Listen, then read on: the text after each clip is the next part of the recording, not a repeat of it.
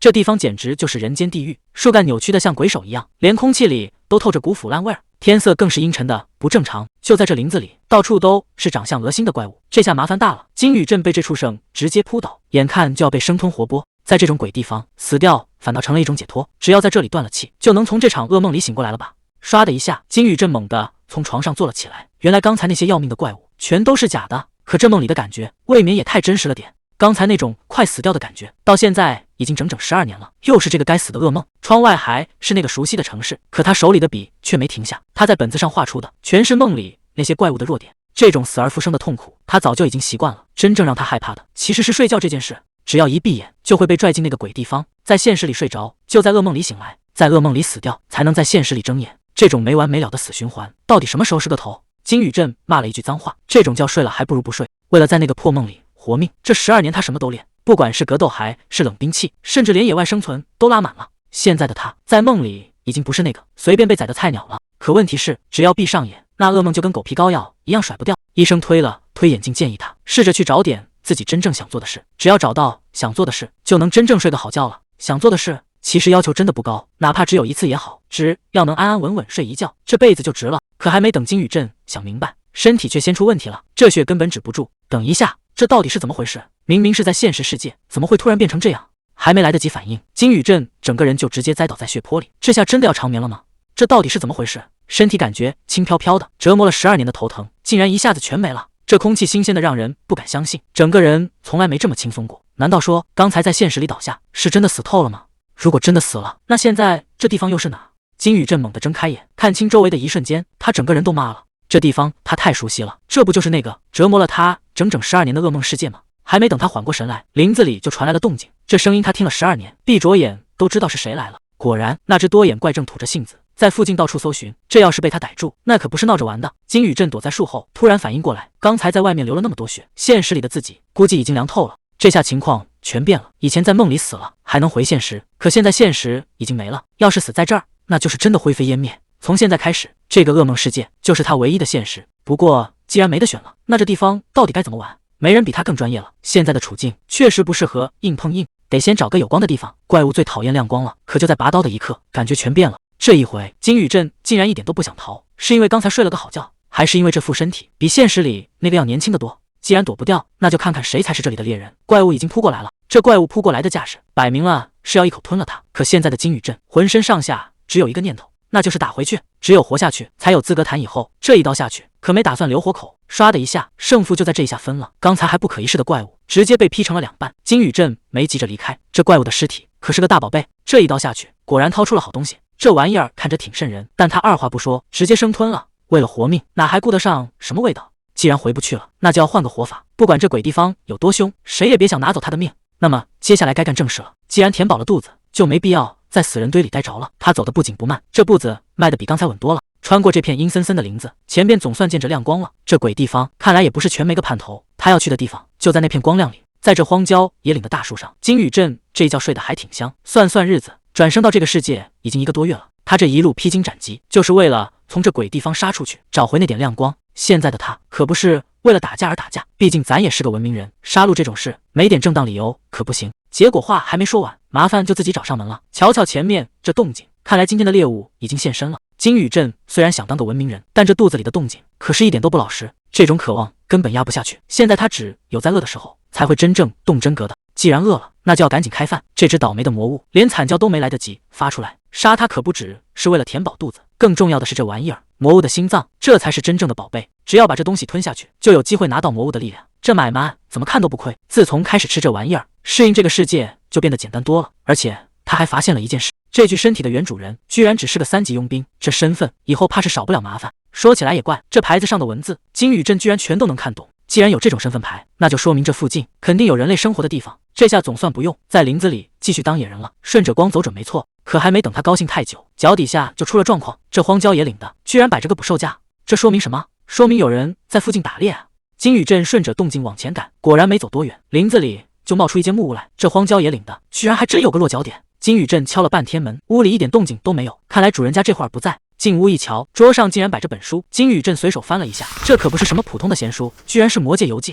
金宇镇发现事情不对劲了，这书里记的东西可比他想的要复杂的多。全是这世界的历史和黑话。想要在这里活下去，这宝贝绝对是刚需。就在他看得入神的时候，门那边突然传来了动静，这下麻烦大了。赫克托拿着弩直接顶了上来，他冷冰冰地问：“你到底是谁？再不开口，我就在你头上开个洞。”在这鬼地方能见到活人，金宇镇其实还挺高兴的，但这老头明显把他当成贼了。金宇镇赶紧举起手解释：“老先生，你别误会，我只是没见过这荒郊野岭有房子，这才进来瞧瞧。可赫克托这种老江湖哪是那么好糊弄的？”他直接下了逐客令，看够了就赶紧滚，我跟你没什么好谈的。金宇镇嘴上答应的挺痛快，可眼睛却没从那本书上挪开。他试探着问了一句：“书能不能借我看看？只要你开个价，多少钱我都给。”赫克托冷哼一声：“我要是不给呢？”气氛一下子就僵住了。金宇镇心里清楚，没这书他在魔界根本活不下去。既然软的不行，那就只能来硬的了。他手往腰上一摸，眼神一下子就变了。要是你不肯给，那我今天就只能当回贼了。金宇镇这下是真动了杀心，手都已经摸到刀柄上了。对面的赫克托也没闲着，弩箭直接上了弦。这要是真打起来，谁也讨不着好。虽然摸不清这老头的底细，但金宇镇觉得真动手自己肯定能赢。可就在这节骨眼上，赫克托居然把弩给放下了。赫克托冷哼一声：“行了，我还没见过爱看书的小偷。既然你不是来抢钱的，那就重新认识一下。我叫赫克托。”看对方没了敌意，金宇镇也赶紧自报家门：“我叫金宇镇。”结果这名字可把老头难住了，念了半天也没念对。金宇镇也是一脸无奈，这名字有这么烫嘴吗？算了，你直接叫我小金就行。可名字的事好商量，那本书的事还是没谈拢。赫克托把书抱在怀里，想借书，那绝对不行。这宝贝对我来说太重要了。这下金宇镇又犯难了。赫克托话锋一转：“如果你真想看这书，可以在这儿住一阵子。当然，天下没有免费的午餐。作为交换，你必须帮我干点家务活。”金宇镇一听这话，赶紧点头答应：“谢谢老先生。”就这样，金宇镇在这荒郊野岭住了下来。虽然赫克托这老头话不多，但心肠倒是不坏。赫克托递过一碗热汤，言简意赅地说：“吃吧。”金宇镇端着碗，整个人都快被治愈了。在魔界这种鬼地方，能喝上一口热乎汤，简直比中大奖还难得。这位到绝了。金宇镇甚至觉得赫克托简直就是个天使。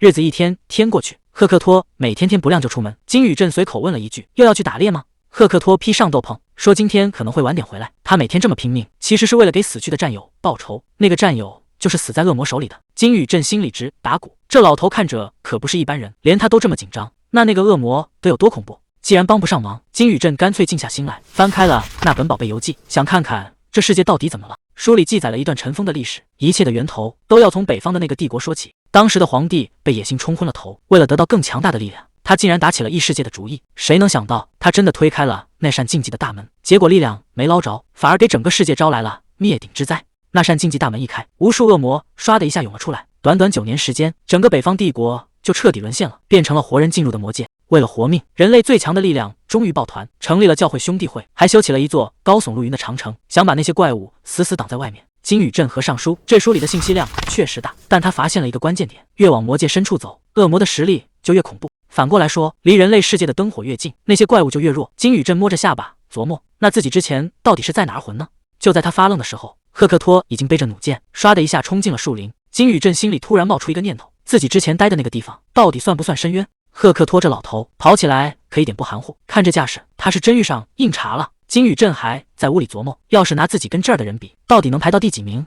赫克托反手抓紧弩箭，这速度快的都要飞起来了。看来今天这仗没那么容易收场。结果还没等他想明白，林子里就钻出一群不速之客。这帮狼崽子个个看着都想要人命，领头的那只怪物已经彻底杀红了眼，这要是被他扑倒，估计连骨头渣子都不剩。就在这节骨眼上，赫克托猛地一个急刹车，真正的较量现在才刚开始。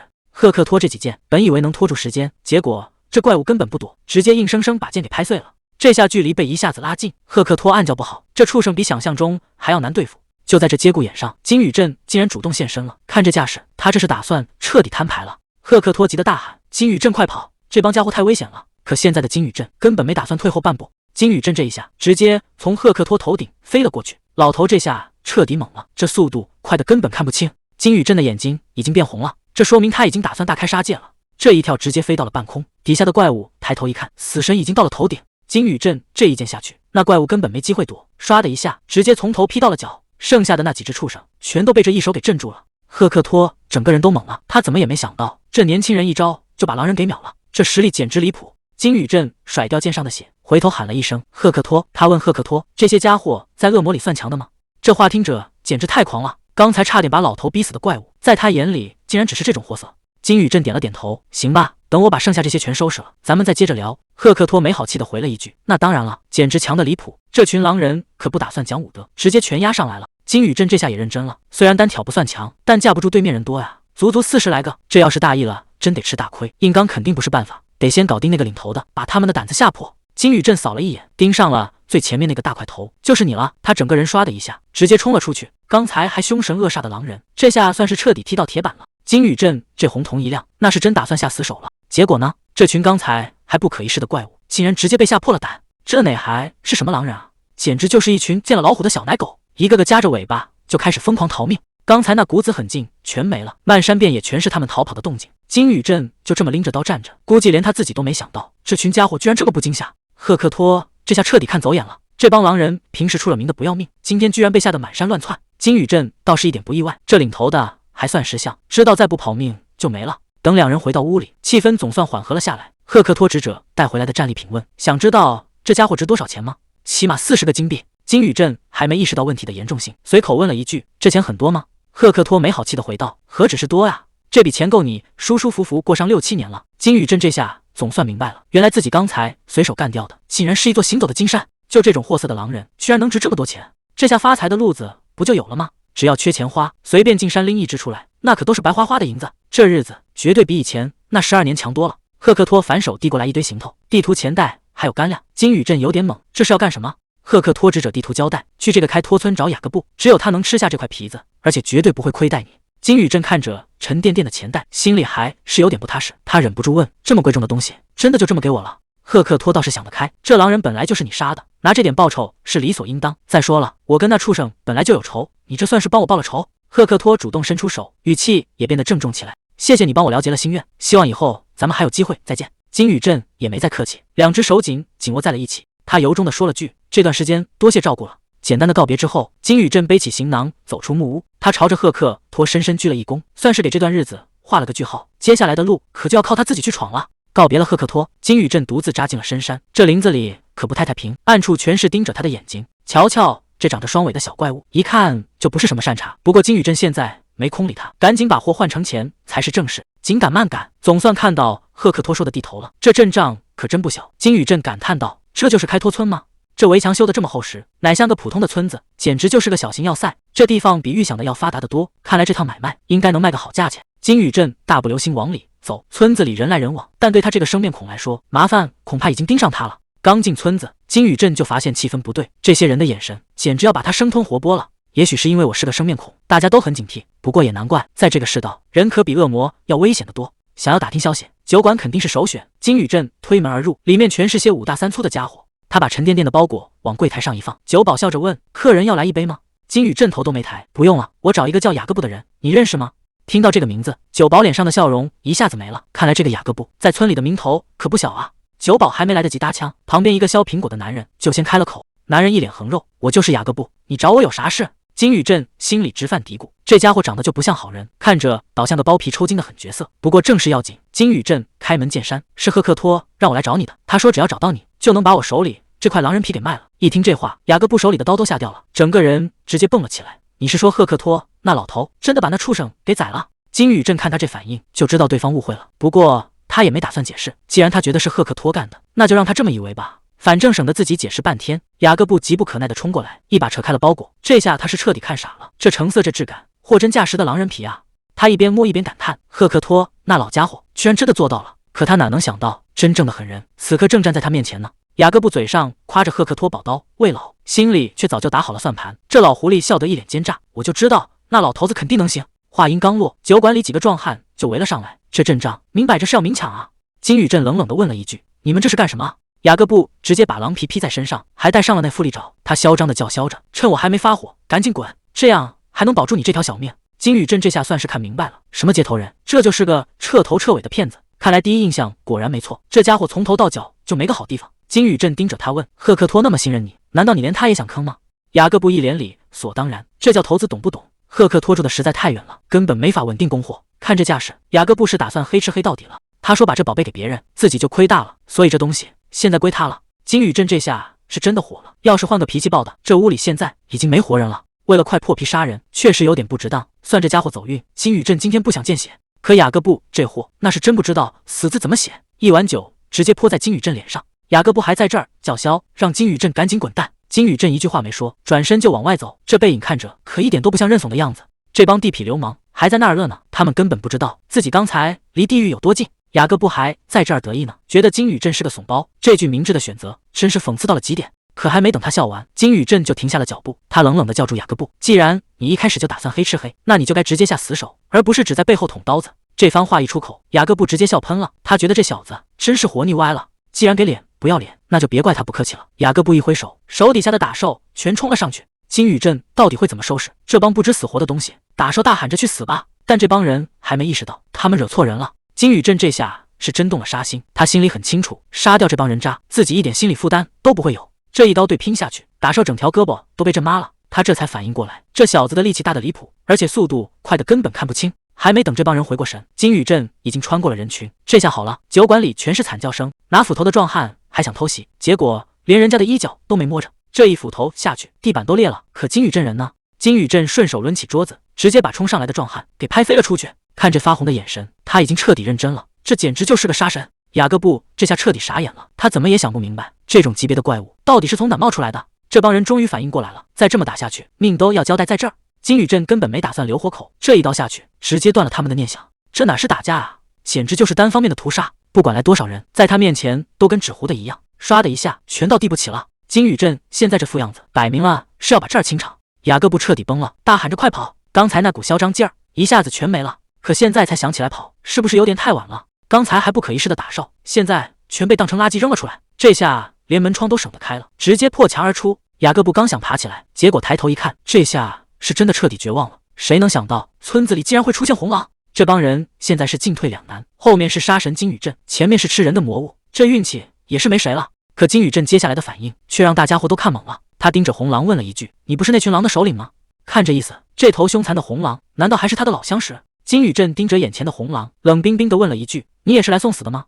结果这红狼一听，刚才那股凶狠劲儿一下子全没影了。谁能想到这传说中的凶残魔物竟然直接躺地上撒起娇来了？这哪是狼啊，这分明就是只大号的哈士奇，又是摇尾巴又是打滚，把旁边的打兽全看傻了。刚才还以为要被狼吃了，结果现在画风突变，连金宇镇自己都没想到狼的首领居然会是这个反应。这下大家心里都犯嘀咕了，能让红狼怕成这样的男人到底是什么来头？这帮人还以为能趁乱溜走，结果金宇镇根本没打算放过他们，他冷冰冰地吐出一个字：咬。刚才还满地打滚的红狼一下子就露出了獠牙，这变脸的速度简直让人头皮发麻。这下是真的没活路了，红狼这一扑直接断了他们最后的希望。惨叫声响彻了整个林子，谁能想到这头凶残的魔物竟然成了金宇镇手里的刀？看着眼前的这一幕，大伙儿全都被吓傻了。这怪物下嘴可真够狠的，眼看同伴被生吞活剥，雅各布现在满脑子只剩一个念头，那就是怎么活下去。在他看来，只要能骗过眼前这个年轻人，这条命就算保住了。金宇镇就这么静静地看着，这种拙劣的演技在他眼里简直漏洞百出。雅各布扑通一声跪倒在地，嘴上喊着求饶的话，心里却在盘算着，等脱了身一定要报仇。可惜他这算盘打得太响，金宇镇根本没打算给他机会。这一剑落下来，所有的后路都被断干净了。金宇镇冷笑一声，这老小子真把他当傻子耍呢。这种求饶的话，他这辈子听得太多了。以前的他确实是个好说话的人，老板一句公司不容易，他就真信了。结果呢，退让换来的不是体谅，而是变本加厉，工资从迟发1周变成了拖欠好几个月。等他再去讨个说法，人家正悠闲地打着高尔夫呢，还反过来教训他，说大家要共克时艰。就是从那天起，金宇镇明白了一个道理，对这种人讲仁慈，那就是在给自己挖坑。他故意转过身去，想看看雅各布到底会怎么选。结果呢，这男人果然没让人失望。看金宇镇露出了后背，雅各布脸上的求饶一下子消失，取而代之的是一脸阴狠。他掏出匕首就刺了过去，嘴里还喊着要金宇镇去死。可他哪知道，金宇镇等的就是这一刻。红瞳一亮，这偷袭在他眼里慢得像蜗牛。金宇镇连头都不用回，就这么死死扣住了对方的手腕。他冷冷地开口：“像你们这种靠吸血活着的渣子，根本不知道什么叫后悔。”这一剑下去，雅各布连求饶的机会都没了。既然给脸不要脸，那就干脆把命留下吧。看着地上的烂摊子，金宇镇心里只有一句话：从今天开始，谁也别想再把他当傻子耍。麻烦解决了一个，可旁边还有一个呢。这只红狼刚才看完了全程，现在该轮到他了。谁能想到这畜生竟然比人还识相？他直接把嘴里的袋子往地上一扔，这意思再明白不过了，这是在交买命钱呢。满满一袋子金币，看来这回不仅没亏，还发了一笔横财。金宇镇心里也有了计较，他盯着这只红狼问：“你这是想跟我混？”谁能想到这畜生这么灵光，一听这话，立马凑上来，又是蹭又是哼唧，这讨好的劲头简直比人还专业。金宇镇无奈的笑了，真是个狡猾的小东西。既然你这么识相，那就带上你这个累赘吧。转转眼到了第二天，金宇镇在旅馆的床上醒来，这红狼还真守信用，就这么老老实实的守在床边。有了这个强力帮手，接下来的计划是不是该提上日程了？这一觉睡的是真踏实，金宇镇感觉浑身都有劲，连旁边的红狼都跟着伸了个大懒腰。趁着天亮，金宇镇来到外面，打算好好洗洗，毕竟昨天那场恶战，身上沾了不少晦气。看着水里的倒影，金宇镇突然意识到一件事：昨天可是他第一次杀人，而且一动手就解决了一整队。按理说，这时候心里总该有点不舒服，可奇怪的是，他竟然一点负罪感都没有。是因为那些人都是人渣吗？不，这种感觉和他以前猎杀恶魔时一模一样，那是种让人上瘾的快感。这种感觉让他明白，自己天生就是为了战斗而生的。金宇镇发现自己变了，这种变化说不清道不明，难道是中咒了？管他呢，反正这股力量救了他的命。以前的生活彻底翻篇了，在这个新世界，他打算换个活法。既然回不去，那就好好享受现在。一人一狼走了大半天，总算看到城门了。先给这地方定个位，先锋5号城。金宇镇拍了拍旁边的大家伙，你这体型太扎眼，先找个地方躲起来，别让人给盯上了。接下来得先搞点钱，这包里的恶魔皮毛应该能卖个好价钱吧。金宇镇进城之后，直奔这儿最显眼的地方。既然是先锋城市，那肯定少不了教会。他一边走还一边琢磨，得给那只红狼起个正经名字，总不能一直杂种的叫吧。这教会的建筑倒是挺气派，可惜里面的人不太精神。办事员正打着哈欠呢，一看就是闲得发慌。金宇镇也没废话，直接问这儿是不是教会兄弟会。得到肯定的答复后，他反手就把背上的大包给砸了过去。这一下动静可不小，办事员还没反应过来，金宇镇就开口了：“我是来领赏金的。”那办事员翻开皮毛看了一眼，脸一下子就沉下来了。这不就是张普通的狗皮吗？你小子跑这儿开什么玩笑？可就在他打算赶人的时候，手上的触感却让他整个人都僵住了。这东西好像没那么简单。这下办事员彻底傻眼了，他扯着嗓子大喊：“这竟然是狼人的皮！”他说话都开始结巴了，问这玩意儿是不是金宇镇亲手干掉的。金宇镇连眼都没眨，直接承认了。没过多久，金宇镇就被请进了贵宾室，这待遇一下子就上来了。负责人急匆匆赶过来，连声道歉说让贵客久等了，毕竟狼人皮这种稀罕货，他们必须得仔细验验真伪。结果当然没问题，这一大袋金币砸在桌上，那动静听者就让人心里踏实。金宇镇粗略算了一下，这笔钱够他舒舒服服过上6、7年了，这可比风餐露宿强多了。看着这一堆金灿灿的宝贝，金宇镇发现这种兴奋劲儿跟他在战场上厮杀时完全不一样。看来不管在哪个世界，还是真金白银最能让人踏实。金宇镇刚拿完赏金准备走人，结果又被办事员给叫住了。办事员一脸讨好的问：“既然你身手这么好，有没有兴趣再接个活？正好有个任务非你不可。”金宇镇这下也来了兴致，什么任务？办事员赶紧解释，最近城外的采石场闹恶魔，搞得大家人心惶惶，这事儿可把教会愁坏了。因为那怪物占着地盘，矿工们根本不敢开工，血石断了工，整座城市的财政都要垮了。最关键的是，据说这怪物的实力比金宇镇刚才杀的那只狼人还要强。办事员觉得现在也就金宇镇能搞定他了。金宇镇听完也没废话，直接问重点：那东西叫什么名字？办事员压低声音说：“这东西叫狂暴之手，只要能拿下它，赏金整整70枚金币。”金宇镇听到这名字，这下可有意思了。这怪物他不仅认识，而且印象深得要命。那家伙脑袋硬得像铁块，见人就疯了一样扑上来，实力比刚才那只狼人强了不止一个档次。金宇镇想起了以前的事，当初为了杀这玩意儿，他可是足足死掉了28次，整整磨了1个月才成功。这哪是阶任务啊？这简直是冤家路窄。办事员在旁边等得心急，试探着问了一句：“这活儿你到底能不能行？毕竟这任务可不是闹着玩的。”金宇镇沉默了一会儿，这笔账他心里比谁都清楚。以前被这怪物虐了那么多次，这回总算能连本带利讨回来。金宇镇笑着说：“当然可以，这下采石场的怪物怕是要大难临头了。这就是传闻中闹怪物的采石场，放眼望去连个活人都没有。看来那个叫狂暴之手的家伙确实把这儿闹得不轻。”金宇镇刚打算进去速战速决，这地方阴森森的，多待1秒都觉得不自在。早点打完早点收工。结果还没等他迈进矿洞，后头就传来了喊声，让他先站住别动。带头的男人倒是挺客气，说是他们先来的，让金宇镇去后边排队等着。这就有点搞笑了，猎杀怪物还得讲个先来后到，什么时候猎魔人也开始流行排队领号了？刚才还让排队呢，现在又改口邀请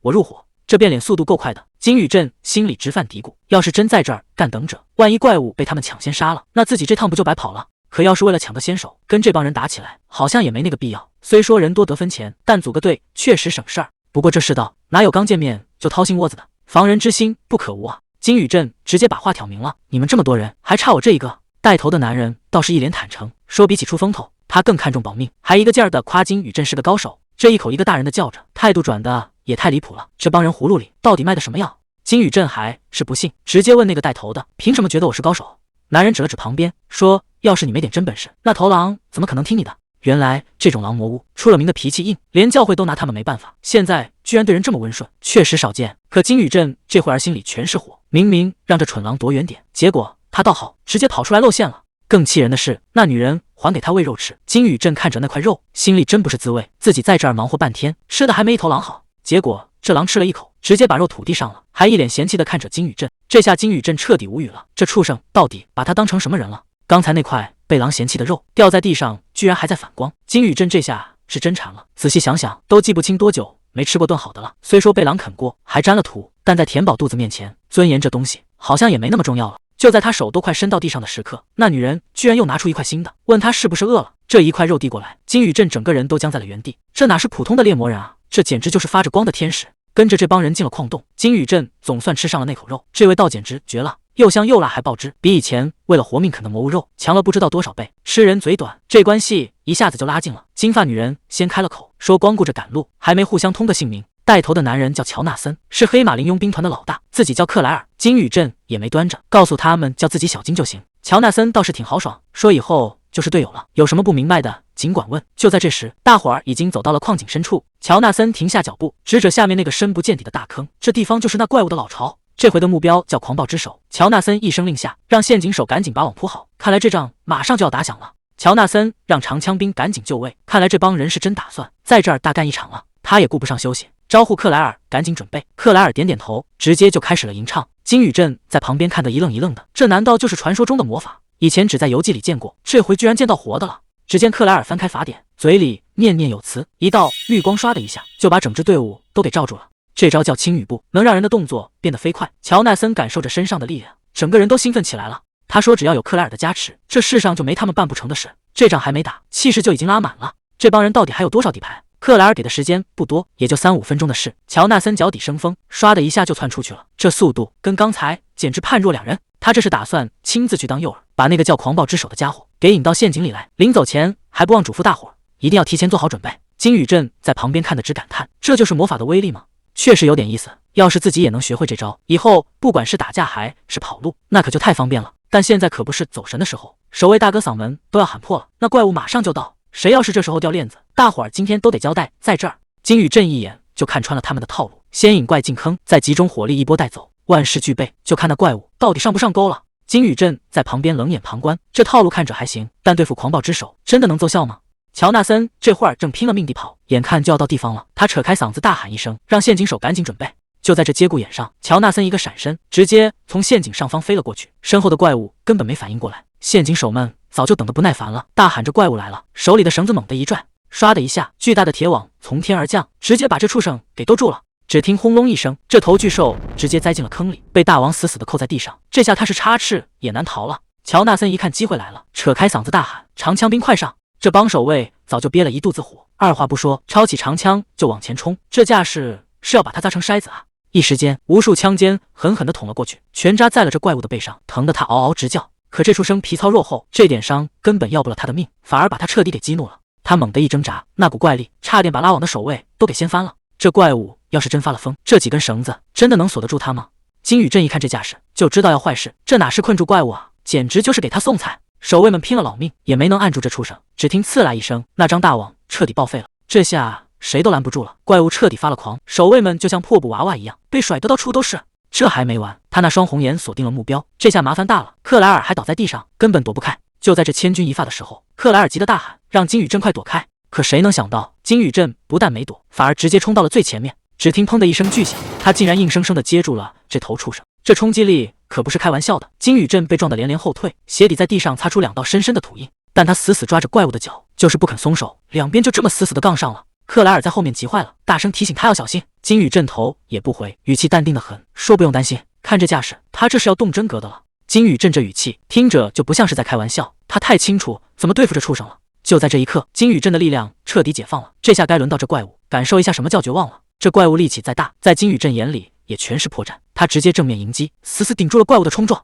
趁着对方还没反应过来，金宇镇一个侧身闪躲，动作快得离谱。他顺势拔出长剑，直接瞄准了怪物的脖子。本以为这一剑能直接收工，结果这怪物的骨头比铁还硬。金宇镇被震得连退好几步，原本以为自己变强了，现在看来还是低估了对方。狂暴之手的力量确实离谱，正面硬刚根本占不到便宜。金宇镇咬牙骂了一句：“该死，刚才确实是大意了。”就在这时，周围突然飘起奇怪的绿色羽毛，这又是什么情况？原来是克莱尔出手了。这绿光刷的一下罩住全身，金宇镇整个人都不一样了。这是加了什么增益吗？身体一下子轻得离谱，就像刚卸掉几十斤的负重，这下动作绝对能快出残影。有了这股力量，金宇镇心里瞬间有底了。刚才那招行不通，现在换个法子，绝对能把这怪物给收拾了。乔纳森带着人冲了过来，你有办法了吗？我们也来搭把手。金宇镇头也不回的大喊，不行，你们全给我退后！乔纳森直接被吼愣住了。金宇镇这可不是在逞英雄，而是接下来的场面，普通人根本掺和不进来。金宇镇这话说的狂，一个人反而更好办。想收拾这种风头怪，其实只要看穿几件事就行。别看他名字叫的响亮，说到底就是头没脑子的猪。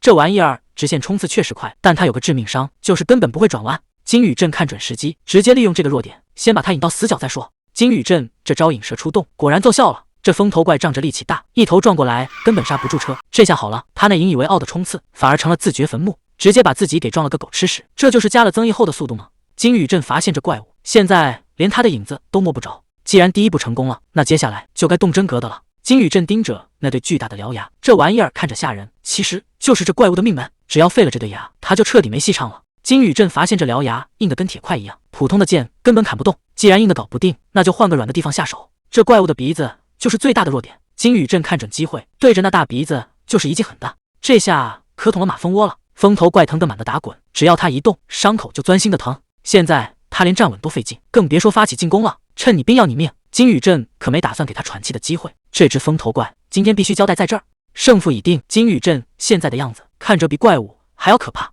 就在这时候，外面的援兵终于闯了进来，可眼前的景象让他们彻底看呆了。这地方到底发生了什么？克莱尔急得不行，现在最要紧的是赶紧找到金宇镇。谁能想到，等他们看清地上的东西，整个人都僵住了。这红狼往这一横，摆明了是不想让人过去。克莱尔和同伴被这股气势压得根本不敢动弹。难道这家伙是在警告他们别多管闲事？就在大家火星都提到嗓子眼时，金宇镇终于露面了。看到他平安无事，大伙儿悬着的心总算落了地。可现在的金宇镇状态明显不太对，这红瞳看着让人心里发毛。他这是吸收了怪物的精华，那只不可一世的风头怪呢？金宇镇头也不回，语气冷得像冰渣子。这世上已经没有风头怪了，剩下的不过是一堆烂猪肉。全场一下子都炸锅了，一个人单挑风头怪，这事儿说出去谁敢信啊？乔纳森忍不住惊呼：“你居然真的一个人把他干掉了？这简直就是个奇迹！”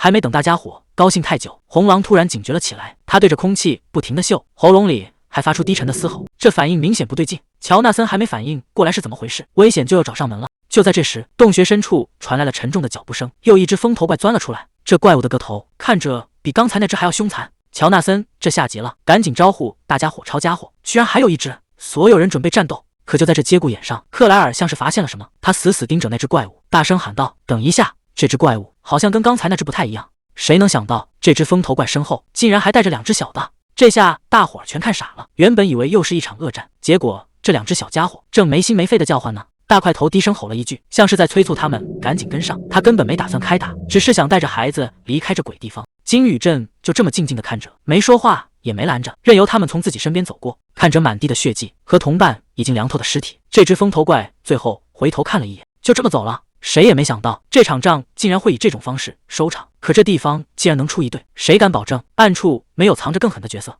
克莱尔心里挺不是滋味，原来这怪物只是想给孩子找个安稳的家。乔纳森也跟着感叹，不管怎么说，没再打起来就是万幸。金宇镇在一旁没吭声，这会儿他的状态已经恢复了正常，这事儿总算是告一段落了。转眼到了晚上，大伙儿已经回到了第5开拓城，忙活了这么久，总算能找个地方歇脚了。酒馆里这会儿热闹的不行，乔纳森兴奋地招呼着大家，这次真是老天保佑，大伙儿全虚全意的把任务完成了。不过最让大家伙惦记的还是接下来的重头戏。乔纳森笑得那叫一个灿烂，忙活了这么久，终于到了分钱的时候了。酒馆里这会儿全是欢呼声，大伙儿正乐呵着呢。克莱尔看着桌上的钱袋子，一下子愣住了，不对啊，当初说好的报酬不是70金币吗？这袋子里的分量明显超标了呀。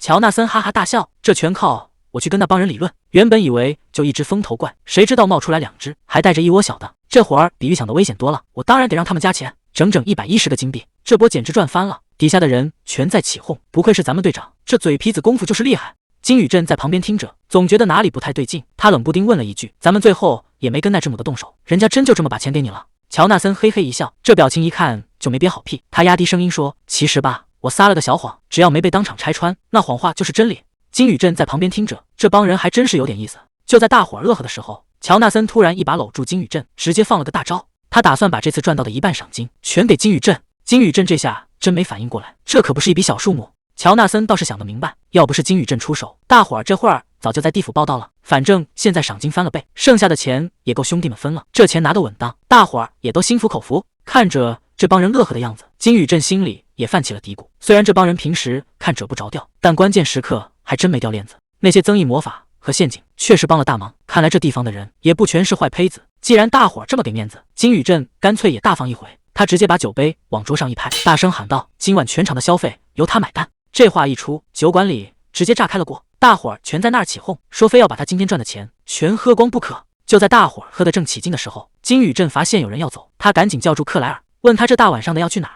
克莱尔头也不回的摆摆手，说自己要去练习魔法，这大半夜的还要卷。看来这帮人能活到现在，确实都有两把刷子，月亮都升得老高了，四下里静悄悄的。克莱尔还真没开玩笑，看这架势，他是在调动体内的魔力呢。金宇镇在后头看着，心里也是直犯嘀咕，刚打完仗不赶紧睡觉，居然还有这精力，这股子拼劲儿确实让他有点刮目相看。看着那闪烁的魔法光芒，金宇镇心里也开始打小算盘了，要是自己也能整两手魔法，以后是不是就更稳了？金宇镇刚试探着问了一句，没想到克莱尔答应的这么痛快，这反倒让他有点不适应了。原来克莱尔是想还个人情，毕竟之前被狂暴之手围攻的时候，是金宇镇救了他的命，不像某些人关键时刻一点用都没有，教点魔法当谢礼，在他看来那是理所应当。要是换成那些连法师都护不住的草包佣兵，他连正眼都不会瞧一下。可旁边的乔纳森直接泼了盆冷水，魔法这东西哪能速成？更麻烦的是，2天后他们就要离开这儿了。克莱尔倒是挺干脆，直接提议让金宇镇跟着一起走。乔纳森赶紧在一旁打圆场，像他这么厉害的怪物猎人，怎么可能屈尊跟着咱们混？独狼一般都喜欢独来独往，咱们可不能耽误人家的大事。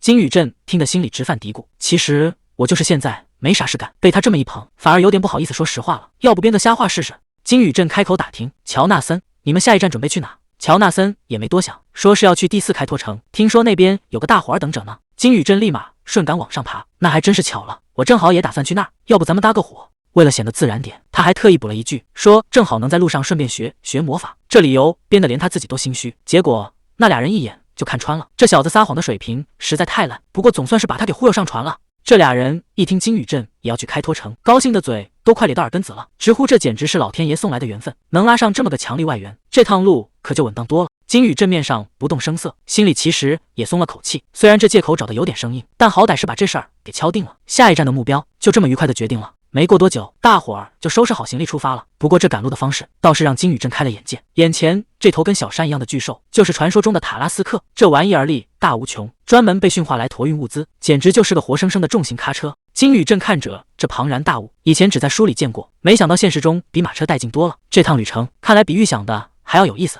乔纳森吆喝着大伙赶紧动身，毕竟前头的路还长着呢。到了晚上，金宇镇就开始了他的魔法特训。谁能想到这玩意儿学起来比打架还累，最折磨人的就是那种没完没了的枯燥练习，哪怕有高手在旁边手把手教，进步的速度还是慢得让人抓狂。有时候练了大半天，感觉自己还在原地踏步，换成一般人早就崩溃了，但这对金宇镇来说反而是最熟悉的感觉，只要死磕到底，就没有翻不过去的山。就这样，白天赶路，晚上加练，金宇镇这股子疯劲儿到底能不能憋出一个大招来？在魔界摸爬滚打了12年，金宇镇早就练出了一副铁石心肠。对他来说，只要死磕到底，就没什么是搞不定的。1遍不行就2遍，2遍不行就一直练下去。就在这枯燥的重复中，指尖终于冒出了一丝亮光。克莱尔兴奋地直拍手：“成了，你总算感觉到魔力了。”金宇镇盯着那点微光，这就是魔力吗？整整10天才勉强摸到个门槛，这玩意儿确实比杀怪难多了。克莱尔虽然嘴上说他进度有点慢，但还是给了个肯定的眼神。毕竟有些人一辈子可能都摸不到这层窗户纸，这第一步总算是迈出去了。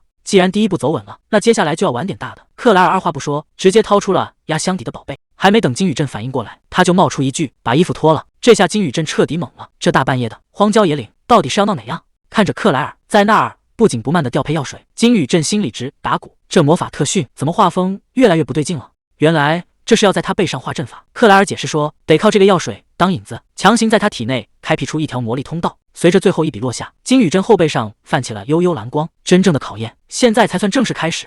金宇镇应了一声，这事儿就算定下了。随着克莱尔手上的动作，背后的阵法唰的一下亮了起来，这股能量一下子灌进身体，动静比刚才大出好几倍，整个林子都被这股蓝光照得透亮。这种感觉完全不一样，在身体最深处有什么比血液更浓稠的东西正在疯狂奔涌？克莱尔赶紧追问，怎么样，感觉到魔力了吗？金宇镇点了点头，确实有股劲儿正在骨子里乱窜，这魔力通道算是强行打通了，但这种霸道的法子真的不会留下什么后患吗？既然第一步已经跨过去了，克莱尔开始科普魔法的3大步，先得能感觉到魔力，再把它存进身体，最后才是真正的释放。既然金宇镇已经入门了，那接下来就是第2阶段。克莱尔打算亲自动手，把魔力直接往他心脏里引。金宇镇的像憋气一样，在体内撑开一个容器，把这些狂暴的能量给兜住。这要是兜不住，后果可就难说了。随着克莱尔一声令下，特训正式进入了深水区。这股能量要是失控，怕是整片林子都要跟着遭殃。这一步总算迈出去了。阵法在金宇镇背上彻底炸开，这股魔力可不是闹着玩的。结果呢，还没等他缓过劲来，周围的怪物先遭了殃。这股霸道的能量直接把这大虫子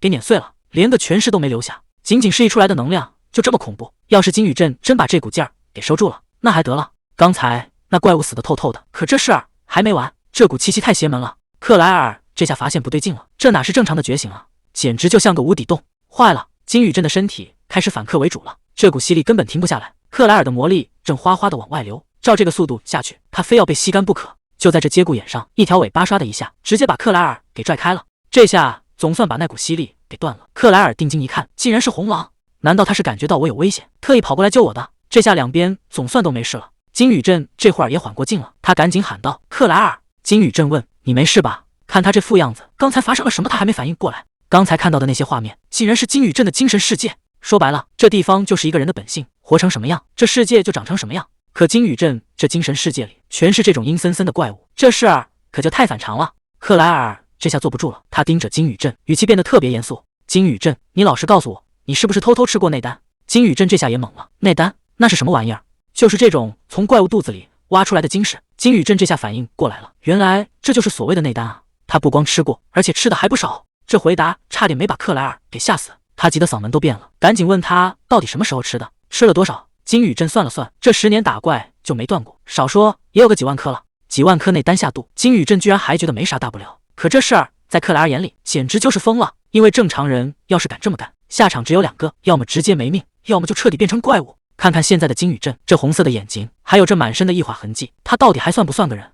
大家听说过业障吗？在魔界，这玩意儿被叫做报应，是一种极其浑浊的能量。只要活物吸收了这股气息，身体就会发生怪变，甚至能得到一些完全不属于正常生物的力量。当这些能量在体内堆得多了，就会缩成一个核，也就是所谓的魔核，这才是怪物真正的命门。既然金宇镇已经开始异化，那他体内是不是也快长出这玩意儿了？这一路上，金宇镇和同伴们正穿过怪物的尸骸，但克莱尔的心思显然没在赶路上，他现在满脑子都在担心那个黑暗祭司。当初异界大门打开，业障吞噬世界的时候，竟然有一群人把那些吸收了业障的怪物当成天使来膜拜。这些人为了获得力量，不仅生吞魔核，甚至还把活人献祭给那些怪物。在正常人眼里，他们就是彻头彻尾的疯子。金宇镇这番话简直让人不敢相信。他说自己从猎杀怪物开始就已经在吃这些玩意儿了，这一吃就是10年，具体的数都数不过来，起码得有好几万个。这下克莱尔彻底懵了，吃了这么多魔核，难道金宇镇真的是那个黑暗祭司？但这事儿说不通，如果他真是黑暗祭司，他没必要主动招供，更不会让他看清自己的底牌。但这反而更奇怪了，就算不知道这玩意儿危险，谁会把这种恶心的东西当成食物往嘴里塞？眼看金宇镇又解决了一个，动作干脆利落，接着又把那东西捡了起来。克莱尔越看越觉得看不透他，金宇镇身上到底还藏着多少没揭开的秘密？克莱尔这下真急了，他严肃地警告金宇镇，绝对不能再碰魔核了。之前没出事纯主命大，再这么搞下去，致命迟早要丢掉。金宇镇却没当回事，按克莱尔的逻辑，吃这玩意儿必死无疑。可自己这个活生生的例子，不就站在这儿吗？可万一克莱尔说的是真的呢？有些事儿就细思极恐了。杀人时那种麻木的感觉，还有那股压不住的战斗欲望，难道这些不对劲的地方，全是因为这些魔核？就在这一刻，他身体里的某种东西彻底藏不住了。金宇镇随口应了一句，说自己会试着戒掉。这态度可把克莱尔气坏了，这哪是不是的问题，这是在拿命开玩笑。克莱尔接着又抛出一个狠招，说再这么吃下去，以后连魔法都用不了了。这话一出，金宇镇终于停下了脚步。比起丢掉小命，他好像更在意不能用魔法。克莱尔叹了口气解释道，虽然高级的魔力显现是没戏了，但基础的魔力记忆应该还行。魔力记忆，这又是个金宇镇没听过的新词。还没等他琢磨明白，一行人已经赶到了目的地，第4先驱者之城。刚进城，这广场上的人多得离谱，全是各路赶来的雇佣兵。金宇镇看着这场面，忍不住嘀咕了一句，怎么会有这么多雇佣兵聚在这儿？克莱尔摇了摇头，这还没到让你惊讶的时候呢。这次的任务规模大得惊人，而且带头的可是传说中的圣骑士。话音刚落，人群里就走出来一个男人，圣骑士雷蒙德，这派头确实不一般。金宇镇盯着他看了一会儿，这家伙身上的气场跟旁边那些雇佣兵完全不是一个档次，一眼就能看出来，这绝对不是个普通人类。金宇镇看着满大街的人，忍不住问了一句，只要圣骑士带队，场面都这么大吗？旁边的克莱尔解释说，这回可不光是因为圣骑士，主要是因为金甲虫沃尔夫发出的那份委托。金宇镇听得一愣，金甲虫那是哪种昆虫怪物吗？这话一出，克莱尔直接无语了，这年头竟然还有人没听过金甲虫的大名。看金宇镇这副呆样，乔纳森也忍不住吐槽，说他除了打猎，真是什么世面都没见过。原来这金甲虫可是这世上数一数二的大富豪，手里的资产多到数不清，是商界顶天立地的大人物。可就在前不久，这位大富豪突然就没命了。金宇镇敏锐地察觉到不对，难道是被人给做了？乔纳森摇了摇头，现在外面到处都在转，说他是被人暗杀的，可真相到底是什么，谁也说不准。金宇镇还是没想明白，既然大富豪都死了，这帮人还聚在这儿干嘛？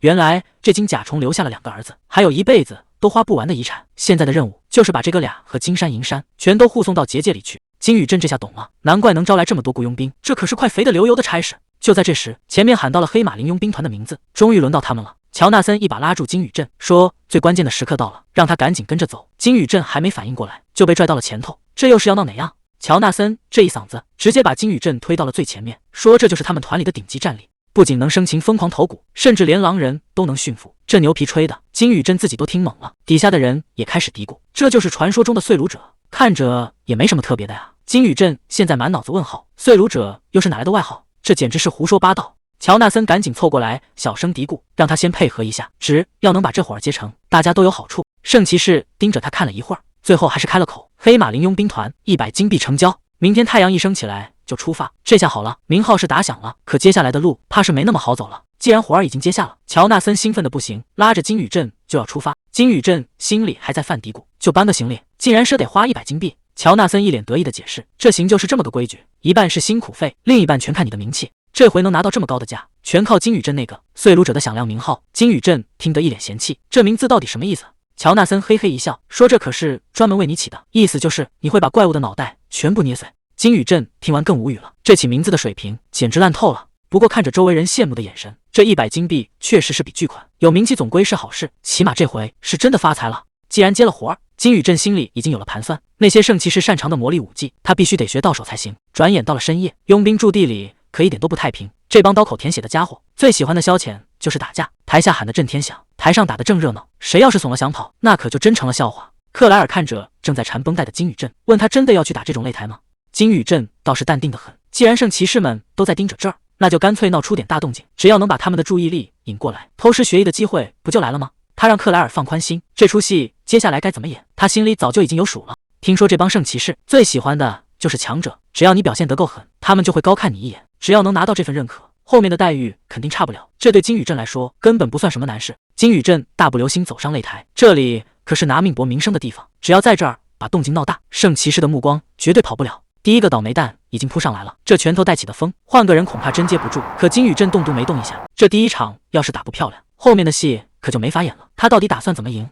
这一拳下去，胜负就已经分出来了。金宇镇可没打算留情，既然外号叫碎炉者，那就要让大家看看什么才叫名副其实。这一记重摔直接把全场的气氛点燃了，台下的佣兵们全疯了，都在喊着碎炉者的名号，甚至有人已经等不及想要上台挑战了。金宇镇瞄了一眼看台，圣骑士雷蒙德终于看过来，这正是他想要的结果，但这还远远不够，光是引起注意可没用，真正的重头戏现在才刚刚开始，光打赢一个可不够，想让圣骑士正眼瞧我，还得再多废掉几个才行。打倒2、3个，他顶多觉得我有点来头，可要是连着干掉几10个呢？圣骑士雷蒙德终于坐不住了，只要是个合格的骑士，现在肯定在想一件事。圣骑士开口了：“雷克斯，去会会那小子。”这正是金宇镇想要的，让他的学徒来当我的磨刀石。雷克斯觉得这简直是种侮辱，堂堂圣骑士学徒居然要自降身段去对付个佣兵。可他哪知道，金宇镇等的就是这一刻，只要对方先开口，这主动权就到手了。就在大家都以为他要接招时，金宇镇竟然直接拒绝了。想学到人家的核心战技，就要先把自己的身价抬到最高。这下雷克斯彻底下不来台了。转眼到了深夜，佣兵宿舍里却没几个人能睡得着。消息一传开，屋里的人全坐不住了，这小子到底哪来的底气？谁也没想到金宇镇竟然拒绝的这么干脆。雷克斯当场就炸了，扯着嗓子大喊：“你为什么要拒绝？”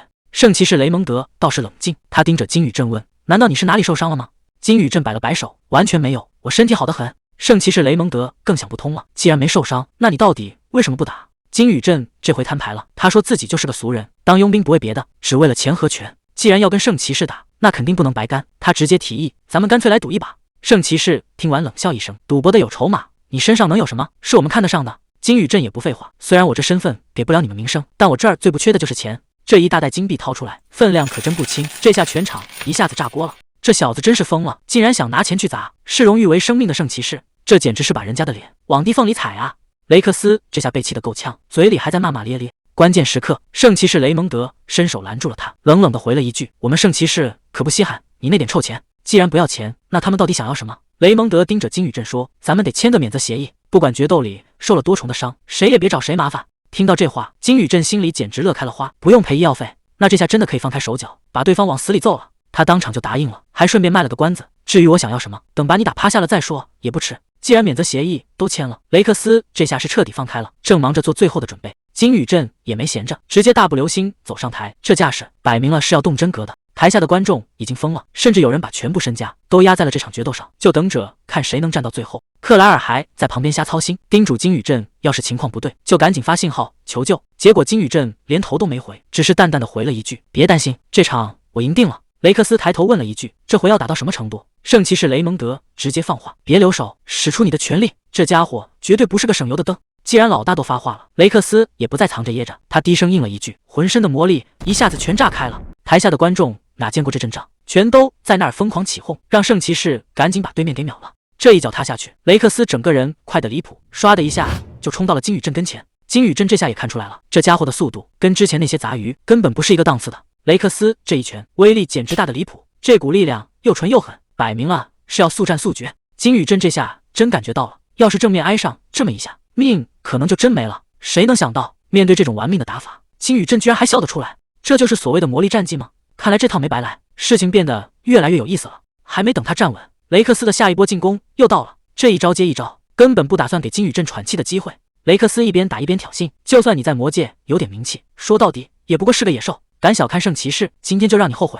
这下雷克斯是真动怒了，手上的魔力又强了几分。台下的观众全看傻了，原本以为金宇镇能稳赢，结果现在竟然被压着打，这下那些压了重金的人心都凉了大半截。克莱尔在旁边急得不行，连那个圣骑士雷蒙德也一直盯着，谁都看不透金宇镇到底在想什么。雷克斯的拳头越来越快，每一招都奔着要害去，金宇镇只能被动防守，难道他真的没招了吗？圣骑士雷蒙德越看越觉得不对劲，之前金宇镇打那些雇佣兵的时候，那可是干净利落，全是秒杀，怎么现在面对雷克斯反而变得这么缩手缩脚？难道这家伙还留了什么后手？雷克斯可不管这么多，他现在只想把对面彻底废了。这一拳下去，魔力简直要溢出来了。这下金宇镇要是再不还手，恐怕就真的没机会了。这下全场都炸锅了，金宇镇居然徒手接下了圣骑士的杀招，这根本不是正常人能办到的事。雷克斯整个人都懵了，他怎么也没想到自己引以为傲的战绩在对方眼里竟然这么不够看。金宇镇这下总算玩够了，既然对方的底牌已经摸清楚，那接下来就该轮到他动真格的了。这一拳下去，攻守位置直接调换，雷克斯还没反应过来，就结结实实挨了一记重锤，这下怕是连隔夜饭都要吐出来了。雷蒙德这下全看明白了，雷克斯明明只挨了一拳，怎么就直接被打哑火了？原来金宇镇刚才根本就没打算找机会反击，他这纯粹是在享受比赛。金宇镇盯着地上的雷克斯，既然这招战技这么抗造，那正好拿来多练练手。金宇镇笑着问：“我倒要看看你到底还能撑多久？”这下雷克斯是真的踢到铁板了，金宇镇可没打算这么快就让他下台。就在雷克斯还要拼命的时候，雷蒙德终于坐不住了，他直接下场拦住了雷克斯。这一场胜负已经分出来了，雷蒙德很清楚，再打下去雷克斯就真废了。他看着金宇镇说：“既然你赢了，之前答应你的条件我们全部照办，到此为止吧。”金宇镇听完这话，反而觉得有点没劲，我这还没热完身呢，怎么就结束了？不过转念一想，反正目的已经达到了，这波不亏。全场观众这下彻底嗨了，谁能想到这个名不见经传的家伙竟然真的把圣骑士给拉下了马。金甲虫家族的领地，这两个正胡吃海塞的男人就是这家的两个儿子，看这架势，他们现在的处境可不太妙。大儿子一边往嘴里塞肉，一边骂骂咧咧，那帮拿了钱不办事的家伙，信哥称居然要等10天。二儿子心里更没底，咱们这身体真的能撑到那个时候吗？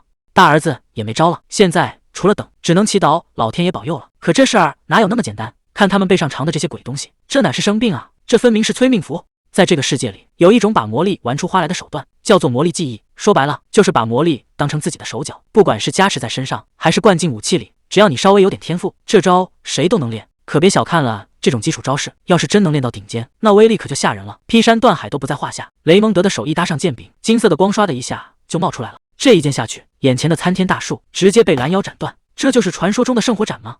刚才那一招圣火斩威力确实大的离谱，连林子里的鸟都被吓跑了。雷蒙德慢悠悠的把重剑收回鞘里，好像刚才只是随手挥了一下。雷克斯简直成了头号迷弟，这一顿夸奖恨不得把雷蒙德捧到天上去，说他是圣骑士团的骄傲。结果雷蒙德根本不吃这一套，直接打断他，让他赶紧换班。雷克斯倒也听话，屁颠屁颠的就跑去接班了。这一幕全被金宇镇看在眼里，他总觉得这招式在哪见过，这种感觉说不上来。但更让他琢磨的是，刚才那一剑展现出的魔力技艺，难道这才是真正的魔力运用吗？刚才那一招确实厉害，比之前那个学徒强多了。不过金宇镇心里直犯嘀咕，这种程度的破坏力，难道非要用特殊技艺吗？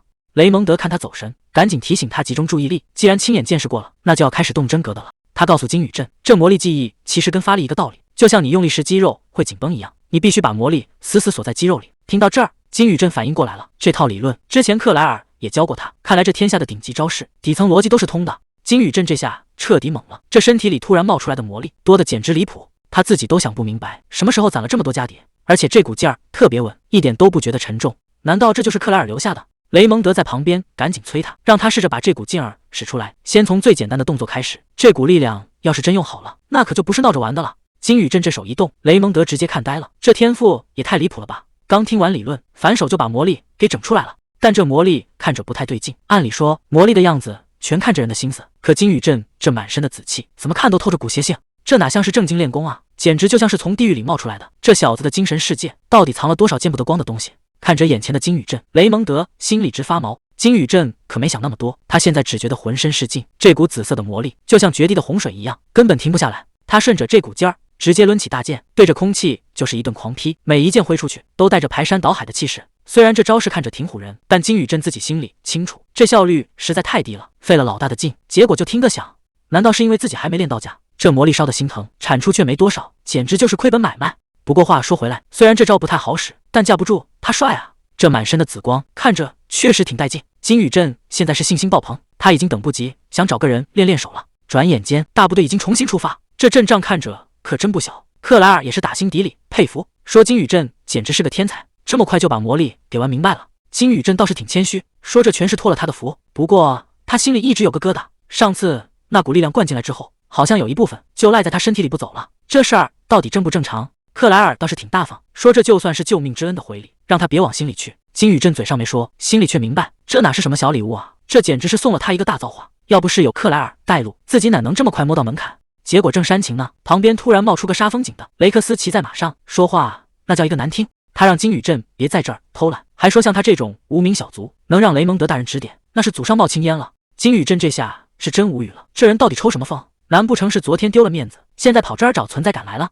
金宇镇正愁没地方撒欢呢，既然这红毛非要往枪口上撞，那正好拿他解闷。他心里已经盘算好了，非要给这小子点颜色看看，引他再打一场。谁也没看清是怎么回事，那马突然就像发了疯一样，撂起蹶子就开始狂奔。这下可把雷克斯给坑惨了，刚才还威风凛凛呢，现在只能抱着马脖子惨叫。雷蒙德赶紧过来打圆场，让金宇镇别跟他一般见识，回去肯定会好好管教。金宇镇面上没说什么，心里却挺失望，好不容易找点乐子，结果就这么没了。还没等他们消停一会儿，远处突然传来一阵骂声，听这动静，前边好像出大事了，盘子碗碎了一地，里边的人扯着嗓子大喊，说自己快饿死了，赶紧把吃的都端上来。金宇镇皱着眉头问，那边到底在闹腾什么？雷蒙德一脸淡定，让他别往心里去，说是雇主家那几个少爷又在那儿发疯呢。金宇镇反应过来了，难道是那个外号叫金甲虫的老头，他那几个儿子？雷蒙德无奈的解释，自从那老头两腿一蹬，这几个儿子就像饿死鬼投胎一样，嘴就没停过，只要这吃的稍微断上一会儿，他们就能当场发疯。金宇镇总觉得哪儿不对劲，这哪是压力大想吃东西啊，这明显已经不是正常人了。你看这脸都开始变形了，皮肉下面明显藏着什么脏东西，就像是在给某种怪物喂食。金宇镇盯着这诡异的一幕，立刻察觉到了危险，这根本不是人类该有的动静。还没等大家反应过来，一声震天动地的咆哮声响起，士兵连滚带爬的跑过来报告，说那只拉着雇主的怪物现在彻底失控发疯了。雷蒙德这下也慌了，金甲虫那两个儿子可全在上面呢，要是他们出了意外，这趟任务可就全砸了。他赶紧招呼雷克斯，让他立刻带人过去救场。雷克斯带着人马直接杀到了最前线，这帮人手里的家伙事儿全都亮出了杀气。雷蒙德下了死命令，雇主的安全最重要，要是这怪物不听话，直接宰了也没关系。士兵们齐声答应，明白。可这怪物哪是那么好对付的？还没等他们靠近，那只叫塔拉斯克的大家伙背上的房子直接就被捅穿了，这下别说救人了，连个落脚的地方都没了。这怪物张开血盆大口，那动静简直要把人的魂儿都吓飞了。克莱尔看着眼前这恐怖的一幕，忍不住问，那是增物体吗？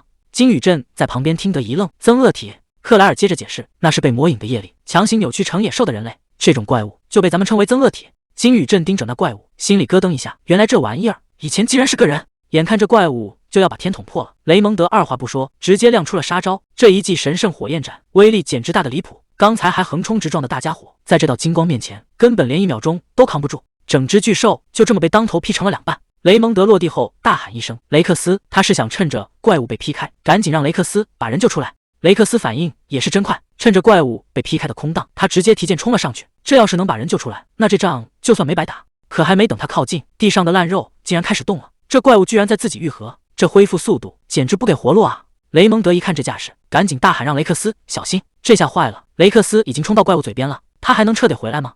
这怪物简直成精了，他根本不是在恢复，而是在给雷克斯设套啊！雷克斯这下彻底懵了，他心里暗叫不好，这距离想撤已经来不及了，哪怕只有1线生机，雷蒙德也得冲上去把人抢回来。可这怪物的速度快到让人根本反应不过来，结果还是慢了一步，代价实在太惨重了。金宇镇这下也懵了，谁能想到局面会崩得这么快？接下来该怎么收场？这下是真的被激怒了。雷蒙德看着眼前的惨状，咬牙骂了一句：“该死！既然退无可退，那就只能硬碰硬了。”他对着这团烂肉直接正面迎了上去，这一剑下去，带起了漫天的金光。管你是什么怪物，在这一招面前，都得给我彻底消失！随着一声惨叫，这怪物终于被劈成了2半。可危机真的解除了吗？雷蒙德真是不要命了，明知道前面是个死胡同，还非要往里跳。他扯着嗓子大喊：“雷克斯，坚持住，我马上就来救你！”可这怪物根本不给机会，周围全是密密麻麻的触手，这下救人不成，连雷蒙德都要被吞进去了。就在这节骨眼上，金宇镇终于动了，他心里清楚，要是再不出手，这地方就真成大家的坟地了。唰的一下，他硬是从怪物嘴里把人给抢了回来。可雷蒙德伤得太重，落地就直接瘫了过去。这下人群彻底炸锅了，连最强的圣骑士都到了。咱们今天是不是全的交代在这？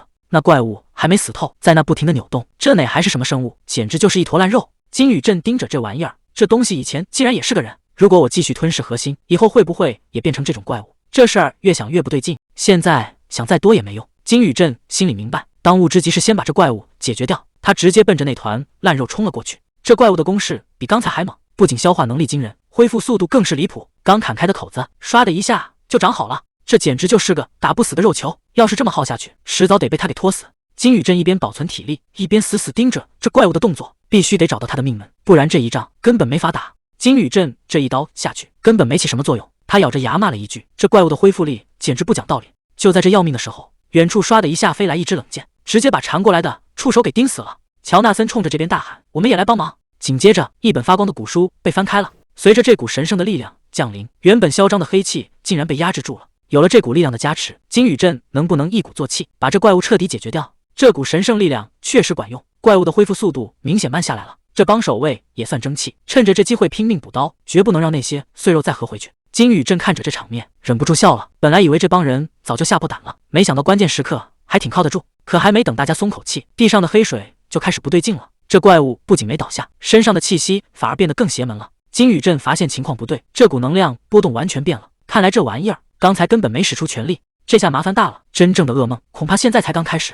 这怪物的气息彻底变了，原本以为神圣力量能压住他，结果反而把他给激怒了。有人突然指着怪物大喊：“看他的肩膀，那上面竟然长出了好几张人脸，那是之前失踪的黄金虫的儿子们。”这下真相大白了，那些被吞掉的人根本没死，而是成了这怪物身体的一部分。紧接着，无数条黑色触手从他体内爆开，这些触手像疯了一样，对着四周疯狂横扫。这攻击范围大的离谱，在场的人根本没地方躲。完了完了，这些触手根本不是为了杀人，而是要把人活活拽回去。守卫急得大骂，可根本挣脱不开。这怪物竟然在回收那些血肉，他想靠这些祭品变得更强。金宇镇知道不能再等了，他整个人飞身而起，对着那团烂肉就是一记重砍。这一刀要是砍不中，大家全的交代在这儿。怪物发出一声惨叫，那声音听得人心里发毛。虽然砍中了，但这玩意的身体硬得离谱，这下麻烦真的大了。金宇镇刚落地，乔纳森就赶紧冲上来问：“金宇镇，你没事吧？”金宇镇头也不回的提醒大家：“我没事，都小心点，这怪物比刚才更猛了。”看着眼前这团烂肉，乔纳森心里也没底了。难道是因为吞了那些人？现在到底该怎么办？金宇镇盯着怪物的动作，现在没别的办法，只能一直砍下去，直到把它砍到露出核心为止。可最头疼的还是这玩意儿恢复的太快了。乔纳森这回倒挺硬气，他拍着胸脯保证：“放心吧，他在变强，我们也已经看穿他的招数了。”听完这话，金宇镇嘴角微微一扬：“既然你这么有信心，那接下来的场面可就有意思了。”既然这怪物恢复得快，金宇镇也不打算留手了。他手里的长剑一下子燃起了紫色的魔力。金宇镇冷哼一声：“那就用这些招数把你切个稀碎。”话音刚落，他整个人直接冲向怪物。面对那张满是獠牙的大嘴，他连眼都没眨一下。这下场面彻底失控了。金宇镇在触手堆里疯狂穿梭，每一剑下去都能带起大片的血花。这些原本难缠的触手，在他面前就像豆腐一样，被切得满地都是。金宇镇越杀越快，这怪物的恢复速度竟然快要跟不上他的破坏了。这怪物还在拼命蠕动，乔纳森在旁边急得大喊：“别让他再生！”金宇镇根本没打算给他机会，他手里的剑快得只能看见残影，每一道剑光闪过，怪物的身体就被撕开一大块。就在这一堆烂肉深处，那个发着蓝光的玩意儿终于露出来了，这就是他的命门。金宇镇盯着那个核心，冷冷地说了句：“结束了。”这一剑下去，直接贯穿了核心，这下看他还怎么活。这仗打得太惨了，大家伙儿全都累得够呛，连站稳的力气都没了。伤员正忙着包扎，那怪物的碎块掉了一地，这回总该死透了吧？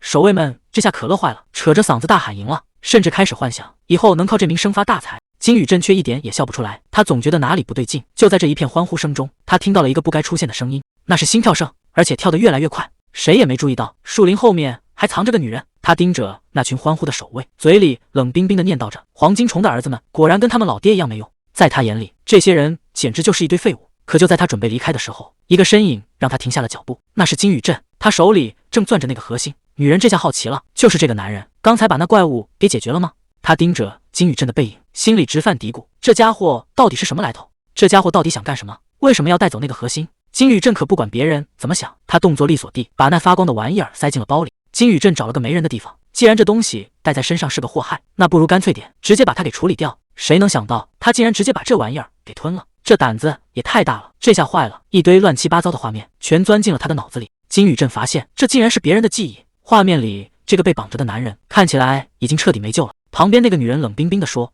你爹那个叫金甲虫的家伙死掉，纯粹是因为他太废了。”女人冷冰冰地盯着实验台，她说想活命就要拿出点本事来。这女人根本没打算救人，她只是想看看这男人到底够不够格当她的妻子。这药水一灌下去，整个人一下子就变样了，这种痛苦根本不是一般人能扛住的。看到这一幕，金宇镇半天没缓过劲来，这记忆里的画面简直比噩梦还要恶心。原来吞掉这玩意儿不仅能拿走怪物的力量，运气不好的话，连怪物的记忆也会一起塞进来。这核心的副作用比想象中还要离谱。刚才看到的那个倒霉蛋，应该就是金甲虫的儿子之一。那些人被灌了药水就变异了。如果说怪物是因为业力才出现的，那瓶药水里装的难道就是纯粹的业力？要是这么推算的话，记忆里那个狠毒的女人身份可就不简单了，难道她就是传说中的暗黑祭司？刚才那些记忆冲击力太强，金宇镇到现在还没缓过劲来。克莱尔这时候找了过来，催着他赶紧离开这地方。看着他这副狼狈的样子，克莱尔一下子就起疑了：你该不会又偷偷吞了核心吧？这事儿还真没法解释，总不能说自己看到了怪物的记忆吧？说多了反而容易惹麻烦。金宇镇随口敷衍了几句，打算先把这事儿给瞒过去。就在他们离开的时候，谁也没注意到树后竟然还藏着一个人。金宇镇正跟克莱尔商量接下来的打算，完全没发现暗处有人正死死盯着他。这女人在后头看得真切，一个敢直接生吞核心的狠角色，居然在给圣教联盟办事，这下有意思了。他现在倒是挺期待下次再碰上的时候，两边到底是朋友还是死对头。金宇镇他们已经赶到了目的地，看着眼前的石碑，大伙儿的心情都挺沉重。这趟差事虽然告一段落，但代价确实有点大。雷蒙德正对着墓碑祈祷，希望那位叫雷克斯的兄弟能在那边过得安稳点。金宇镇在一旁看着，心里也挺不是滋味。虽然跟那哥们儿只打过一架，但那么年轻就没了，确实太可惜了。就在大伙儿悼念的时候，雷蒙德突然察觉到不对劲，他猛地抬头看向远处的山头，整个人都愣住了。那是红狼！谁能想到雷蒙德扑通一下就跪了，他嘴里还念叨着感谢和谐之神的恩赐。金宇镇在一旁都看傻了，这都哪儿跟哪儿啊？原来在他们教派眼里，这红狼可是神灵的使者，他的出现就代表神在安慰他们。瞧这大哥一脸虔诚的样子，估计是真信了。结果金宇镇冒出一句：“那不是我养的小土狼吗？”这话一出，雷蒙德当场就炸了，居然敢管神使叫土狼，这简直就是亵渎！而且这种凶兽根本就不可能被驯服。既然解释不通，那就只能用事实说话了。金宇镇眼神一下子就变了，冲着山头喊了一嗓子：“别在那儿装了，赶紧给我滚过来！”金宇镇这一嗓子还真管用，那红狼二话不说，直接从悬崖上跳了下来。这下雷蒙德彻底懵了，这可是连圣教联盟都搞不定的凶兽，居然真被一个普通人给驯服了。金宇镇倒是淡定得很，随口解释了一句：“之前顺手宰了个狼人，这家伙就一直跟着我了。”这话听得雷蒙德当场没词了，杀个狼人就能让红狼认主，这逻辑在他看来简直疯了。他现在看金宇镇的态度全变了，这家伙到底是什么来头？雷蒙德突然开口了：“能不能拜托你件事？”这语气听着可比刚才客气多了。他想给这红狼改个名，就叫雷克斯，毕竟在他们教派眼里，这可是神圣的使者，老叫人家土狼确实有点不像话。更重要的是，他想让死去的兄弟换种方式活下去。雷克斯直到最后一刻都没松开过手里的剑，这份意志要是就这么断了，实在太可惜了。让红狼继承这个名字也算是个念想，就是不知道金宇镇愿不愿意接这个托付。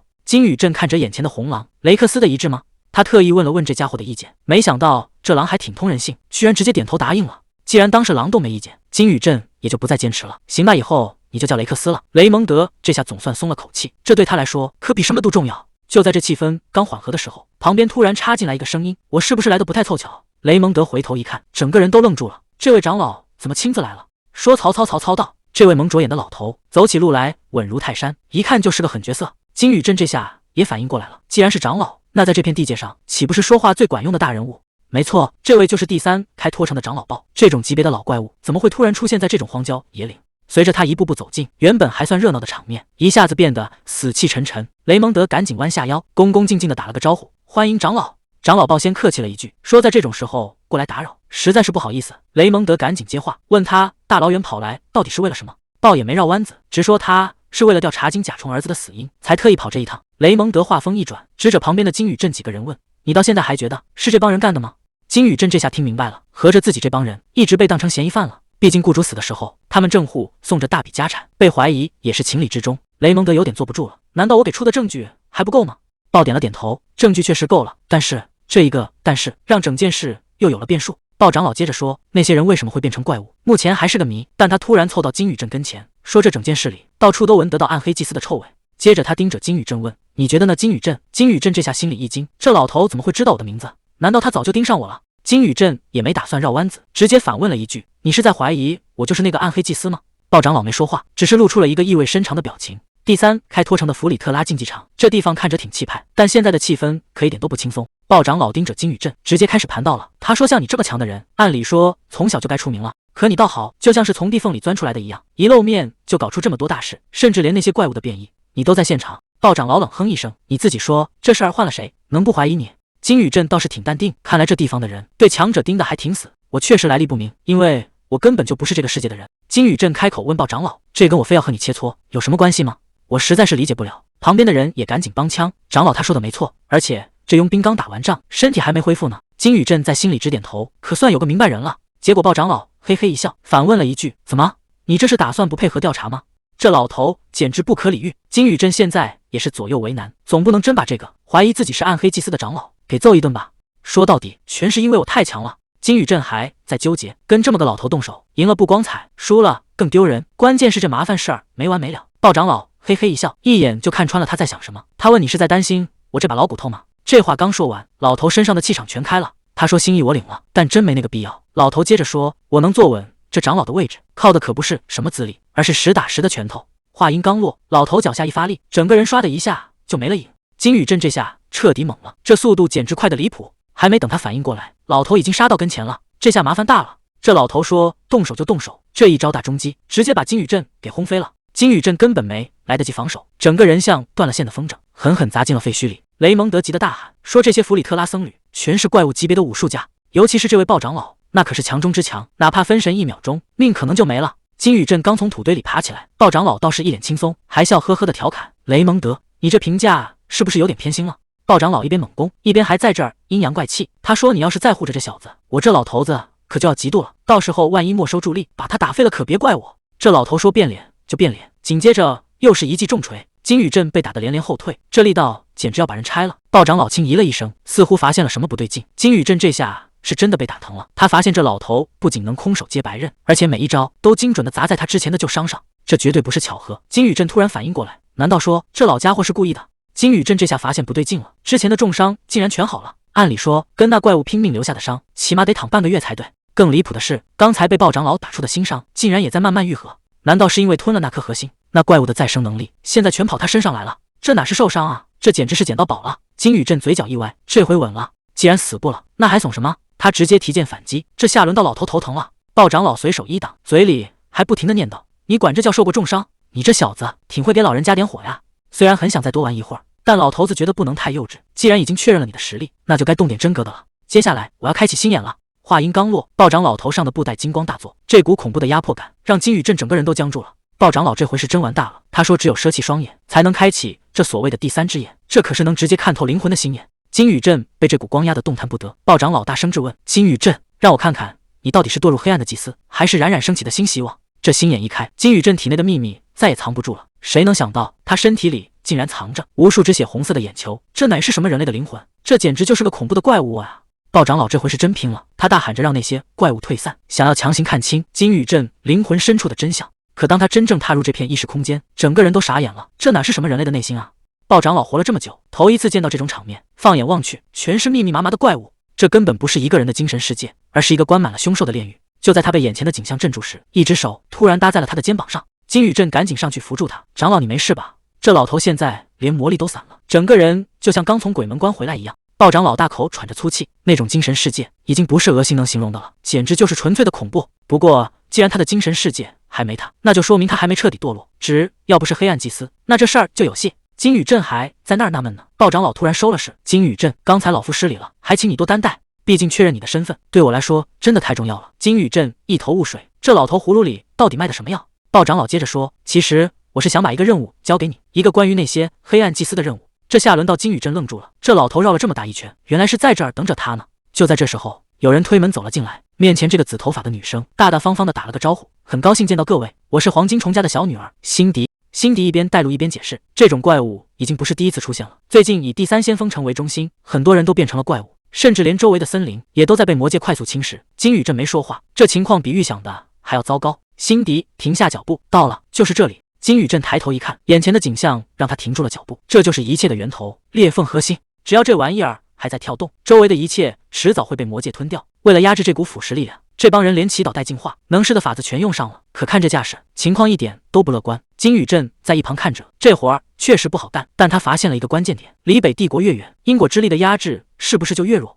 辛迪给出了肯定的回答：“没错，就是你想的那样。”金宇镇盯着裂缝核心，既然这种事发生了，那就说明背后肯定有人在捣鬼。辛迪点了点头，没错，这背后一定藏着一个暗黑祭司。听到这个名字，金宇镇的表情一下子严肃了，这可不是闹着玩的。辛迪接着说，要是怪物和裂缝核心再这么没完没了的增加，咱们辛辛苦苦建起来的第三先锋城可就彻底危险了。鲍长老也叹了口气，最坏的情况，咱们可能会丢掉整座城市。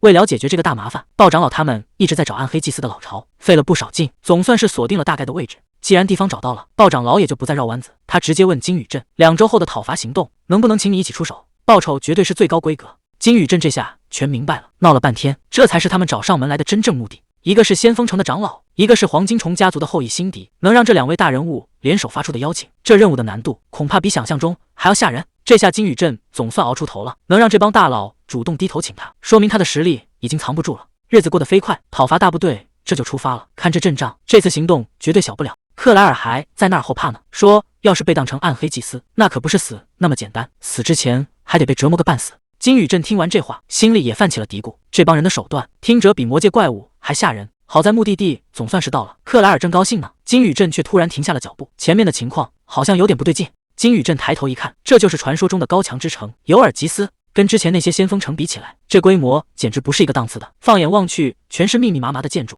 在这乱世里，这儿恐怕是全世界最安全的地方了。谁不想以后能住在这儿呢？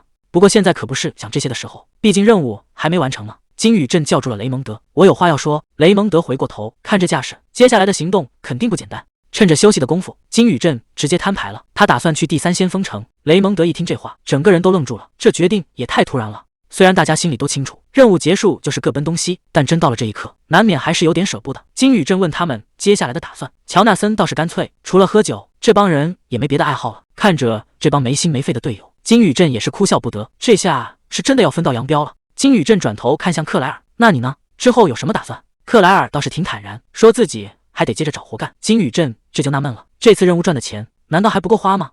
克莱尔摇了摇头，钱确实不少，但离去魔法塔的目标还差了一大截。魔法塔，金宇镇还是头一回听这词。克莱尔自嘲地说，虽然顶着个魔法师的名头，但其实自己只会点皮毛，连门槛都没摸着呢。他这人倒是有追求，不想一辈子只混个温饱，非要攒够了钱去那传说中的魔法塔学点真正的高阶魔法。看来每个人心里都有个够不着的梦啊。克莱尔提到，在那儿能学到更高阶的魔法。金宇镇琢磨了一下，听这意思，魔法塔就像是专门的魔法大学，为了攒学费这么拼命，这姑娘确实挺让人佩服。他想了想，直接从包里掏出个钱袋。金宇镇把东西递过去，问他这些够不够。克莱尔这下彻底懵了，金宇镇倒是干脆说这是帮他去魔法塔的。克莱尔赶紧推辞，这哪行啊，自己怎么能厚着脸皮拿这么多钱呢？金宇镇找了个借口，说这钱是还他的人情，让他别有心理负担。旁边的乔纳森都看傻了，这可不是一笔小数目，说给就给，这手笔也太大了。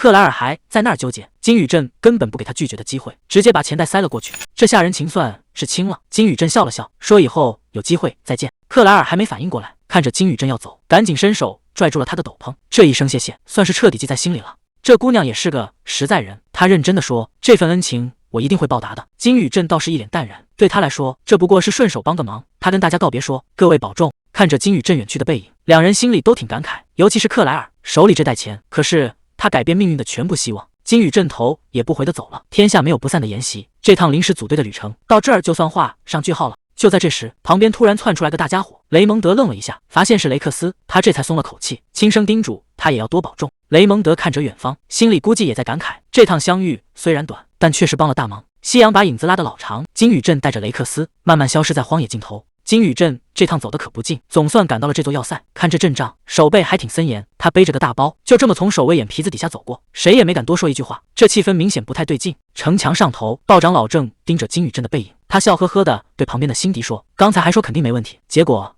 你跑得比谁都快，这不明摆着是在担心吗？”辛迪还没反应过来，你在说什么呢？道长老倒是一点不绕弯子，还能说谁？不就是刚才那个佣兵吗？辛迪接着话茬说：“你自己也看出来了，金宇镇那样子，明显是吸收了核心。”道长老却不这么想，就算吸收了核心，也不代表他就是暗黑祭司啊。这话一出，辛迪可不乐意了，这种话可不能乱说，谁不知道吸收核心的人，最后都会被力量冲昏头脑，彻底迷失自我，这可是常识。辛迪盯着道长老问：“师傅，你老实交代吧，你这么护着金宇镇，是不是觉得他还没彻底变异，觉得他心里还剩那么点人性？”这话一出，道长老直接停下了脚步，他脑子里闪过一些陈年旧事，那是他最不想碰的伤疤。道长老最后只憋出一句：“这话题到此为止，我不想再聊了。”辛迪看他这态度，知道自己戳到痛处了。他说：“刚才是我冒犯了，但这事儿我必须把丑话说在前头。我可以暂时替他保密，但只要金宇镇敢走错一步，我会第一个站出来，亲手揭穿他暗黑祭司的身份。要是金宇镇真出了事，连你这个担保人也得跟着倒霉。”道长老看着辛迪的背影，语气倒是很淡定：“放心吧，那种事绝对不会发生。”道长老心里比谁都清楚，金宇镇这一路走来，吞掉的核心多到数不清，现在的实力早就深不可测了。换成别人，脑子早就被这些力量搅烂了。可金宇镇到现在还能守住本心，这不就是最好的证明吗？道长老心里其实早就有数了，现在之所以瞒着所有人，是因为这世道还没准备好去接纳金宇镇这样的存在。他坚信自己绝对没看错人，这小子身上那股力量，虽然现在看着让人害怕，但以后绝对是这乱世的希望。第一远征军正式出发了，这阵仗可不小，看着黑压压的一片，这世道怕是又要变天了。领头的士兵一边走一边念叨，说什么有爱就有恨，有和平就有战争，其实说白了，这就是要开打了。上头的人指着他的手，直接下了死命令，让他必须拔剑杀敌。这下谁也别想置身事外了。随着长枪落地的一声闷响，这支远征军的目标到底会是谁呢？这帮远征军口号喊得震天响，说是要带着信仰去铲除邪恶，结果还没等遇到大魔王，路边就先出了状况。谁也没想到，金宇镇拿起一块石头，直接砸向了脑袋。这一下砸得可不轻，血顺着脸就流了下来。旁边的士兵全看傻了，这人到底是谁啊？被砸了，居然一点反应都没有，反而还在那儿自顾自的数数：596、597。他到底在数什么？更吓人的还在后面。就在众目睽睽之下，金宇镇头上的伤口竟然开始像活物一样蠕动，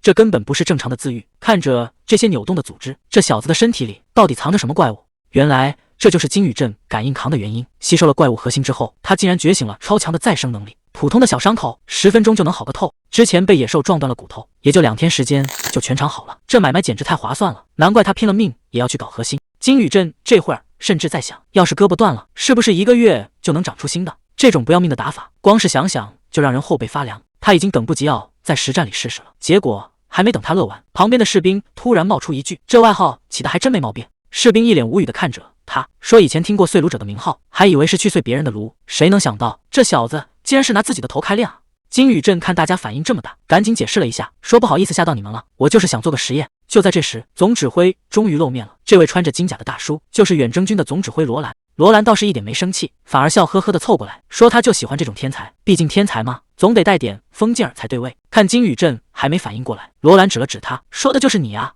能被那位长老亲自推荐，你肯定有点真本事。金宇镇心里一阵无语，这人怎么还没完没了了？他现在只想离这人远点，干脆直接问正事，接下来的计划到底是什么？罗兰一听更来劲了，直夸不愧是天才，说话就是这么干脆利落。罗兰指着远处的林子，说咱们这次的目标就是北边那片森林，先拔掉门口的据点，再一口气端了他们的老窝。虽然具体打多久得看情况，但罗兰定了个死期限，10天之内必须把这儿彻底解决掉。金宇镇听完却觉得不对劲，那片森林统共就那么大点地方，10天，这效率是不是太低了？罗兰一听又乐了，直夸不愧是天才，口气就是大。他说正常情况下10天确实够了，可问题是这地方压根就不正常。话音刚落，脚底下的地皮突然炸开了，谁能想到这仗还没正式开打，地底下的怪物就先杀出来了。罗兰解释说，因为裂缝核心的关系，魔兽的领地一直在扩张。就在这时，旁边的士兵突然大喊：“指挥官，小心！”罗兰连头都没回，反手就是一剑，刚才还气势汹汹的怪物直接被劈成了2半。罗兰接着说，这些原本躲在深处的怪物，现在连这种空地都敢随便钻出来，所以说10天时间搞不好还真不够用。谁能想到这地底下的动静比刚才还要夸张？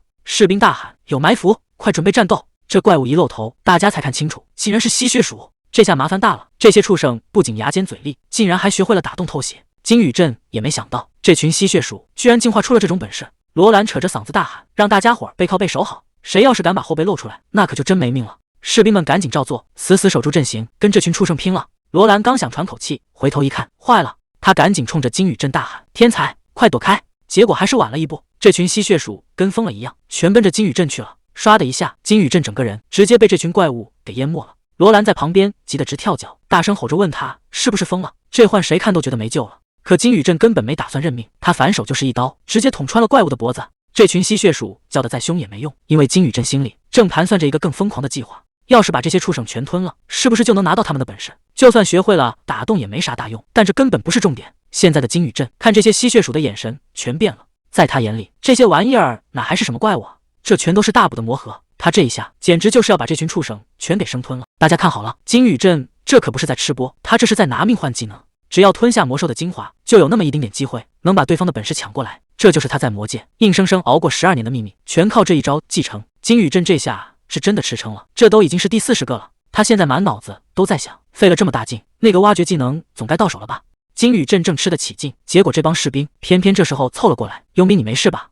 金宇镇赶紧把东西藏好，你们过来干什么？这里危险，快回阵型里去。他现在心里烦得要死，这帮人一盯着，还怎么偷偷吃魔核呀？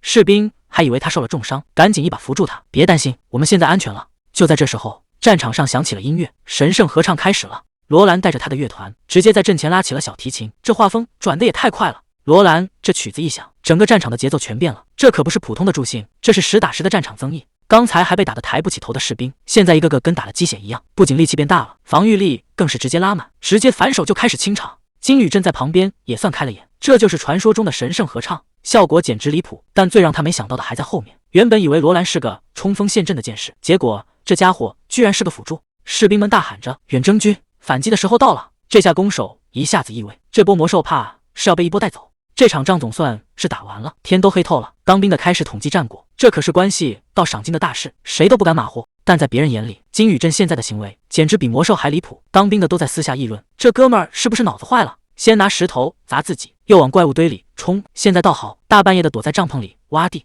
金宇镇哪管得了这么多？他现在只想知道那招挖掘技能到底到手没。结果忙活了半天，地皮都快翻过来了，还是啥动静都没有。看来这继承技能真就全看运气。40个魔核白吃了，竟然连个响声都没有。就在他郁闷的时候，罗兰推门进来了。你没事吧？金宇镇吓了一跳。罗兰，你怎么来了？金宇镇赶紧收起那副狼狈样，不好意思，让你担心了。罗兰倒是完全没在意，反而一脸佩服地说：“你今天的表现简直神了，看你一个人冲进怪堆，我还以为你死定了。结果呢，这战绩一出来，全军营都炸锅了。”罗兰接着说：“听说你一个人就干掉了267只吸血鼠，这数字也太离谱了。要知道普通士兵顶多杀个4、5只，就算是那帮眼高于顶的圣骑士，撑死也就杀个100来个，你这简直是把怪物当菜砍啊！”罗兰感叹道：“天才果然就是不一样。”金宇镇听得心里直发虚，又提天才这茬，要不是刚才拼了命在那儿啃魔核，这会儿估计早就凉透了。不过他现在更好奇另一件事。金宇镇盯着罗兰问：“说起来，你居然真的是个辅助？”这话一出，轮到罗兰接不住了：“怎么，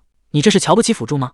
金宇镇赶紧摆摆手：“那倒不是，只是看你这体格，还以为你是那种追求极致力量的猛男，没想到反差这么大。”罗兰尴尬的咳嗽了一声，这下被说中了。其实我以前做梦都想当个剑士。金宇镇这就纳闷了，既然想当，那为什么最后去搞音乐了？罗兰看着窗外的月色，语气也变得沉重起来。调和教团是为了和平而战的，现在魔物横行，到处都是家破人亡的惨剧。为了能帮到更多的人，我必须做出选择。虽然我的剑法也就那样，但在音乐这块，我确实是教团里数1数2的天才。说白了，比起多砍2只怪，我的琴声能救下更多的命。金宇镇看着眼前的罗兰，本来以为这哥们儿整天把天才挂在嘴边，是个挺招人烦的自大狂，结果聊下来才发现，罗兰这人确实比预想的要靠谱。既然话都说到这份上了，金宇镇也想开开眼，能不能露一手，让我见识见识你那所谓的音乐天赋？罗兰听完乐了，这有什么不行的？没问题。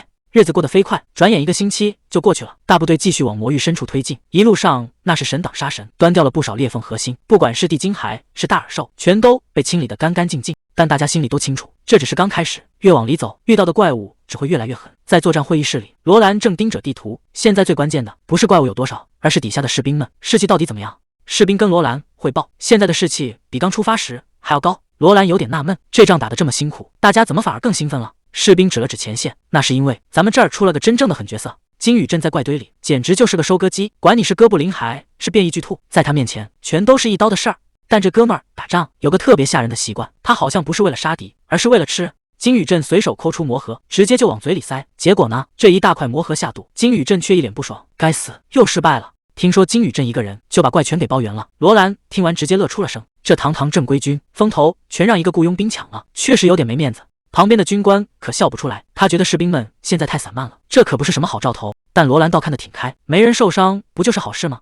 而且怪物越强，说明咱们离终点就越近了。既然现在难得清静，那就赶紧让大家好好歇歇，毕竟谁也不知道接下来的路还会出什么岔子。就在大部队休整的时候，远处的山谷里好像有点不对劲了。这山谷的高处早就有人在盯着他们了。戴面具的男人有点纳闷，调律者协会的人怎么这么快就找上门了？旁边的女人倒是看得很开，这附近到处都是裂缝核心，人家又不傻，肯定会顺着威尔找过来。不过他一点都不担心，因为在他们眼里，那位被选中的星星早就把这一切都算准了。既然敢在这里等着，就说明他们压根没打算放人过去。这下有意思了，金宇镇他们还以为是在清怪，结果一头撞进了人家的包围圈。这帮躲在暗处的家伙压根没把大部队放在眼里。戴帽子的男人冷笑一声，防守永远比进攻占便宜，不是吗？金宇镇刚才的表现也就比他预想的快了那么一点点，只要那个黑暗大计还在，谁也别想活着过去。罗兰和金宇镇带着人马刚走到峡谷入口，就被眼前的景象给镇住了。这哪还是什么山谷啊，简直就是个巨大的盘丝洞，漫山遍野全是白花花的蛛丝，把路封得死死的。罗兰忍不住骂了一句，这辈子见过的怪事不少，但这场面确实有点离谱了。就在这层层叠叠的蛛网深处，有什么东西已经盯上他们了。罗兰看着眼前的景象，心里直打鼓。他问旁边的祭司，确定是这儿吗？祭司点点头，说魔气的源头就在这儿。罗兰这下更纳闷了，这种鬼地方以前听都没听说过。放眼望去，整个山谷全被巨大的蛛网缠死了，这哪是行军打仗，简直是往蜘蛛窝里钻啊！罗兰越看越觉得不对劲，扭头问金宇镇，你不觉得这地方邪门吗？金宇镇没说话，只是盯着山谷深处，看来这回他们是真的闯进麻烦堆里了。金宇镇看着这地形，总觉得哪里不对劲。按理说打仗都得占领高地，可这帮家伙倒好，偏偏在坑里建个藏身处。罗兰在旁边接话，说这可能是不想被人发现吧。金宇镇摇摇头，真要躲起来，挖个地道不是更省事吗？罗兰这下也糊涂了，内费这么大劲弄成这样，到底是图什么？金宇镇盯着深处，说出了最坏的打算，这地方恐怕是个陷阱。罗兰还没反应过来，结果话音刚落，脚底下就传来了动静，一下子整个队伍全乱套了。金宇镇猜的没错，这地方果然是个死穴，有人尖叫着喊出了他们的名字，大脚怪。这种怪物光靠蛮力就能把防线冲个稀碎，这下麻烦大了。但这还不算完，除了这些力大无穷的大家伙，暗处还藏着更阴毒的剧毒蛇怪。这两种怪物凑在一起，摆明了是要把他们往死里整啊！果然不出所料，地底下的东西直接掀桌子了。这力气大的离谱，普通的防线在他面前简直跟纸糊的一样。这些大脚怪根本不讲道理，一露面就打算把所有人全拆了。更要命的是，那些蛇怪也跟着钻了出来，这下连个落脚的地方都没了，场面一下子彻底失控，士兵们被撞得满天飞。这哪是打仗啊，这分明是单方面的屠杀。在这种鬼地方被前后夹击，要是再不想点办法，整个队伍今天都得交代在这儿。暗处的东西终于动手了，这蛛丝一缠，人直接就被拽没了。还没等大家反应过来，那大蜘蛛已经骑到脖子上了。罗兰急得嗓子都要冒烟了，眼看着手下一个接一个掉进坑里，他只能拼命喊，让大家先顶住那些大脚怪。可这体型差距太大，光靠喊根本没用啊！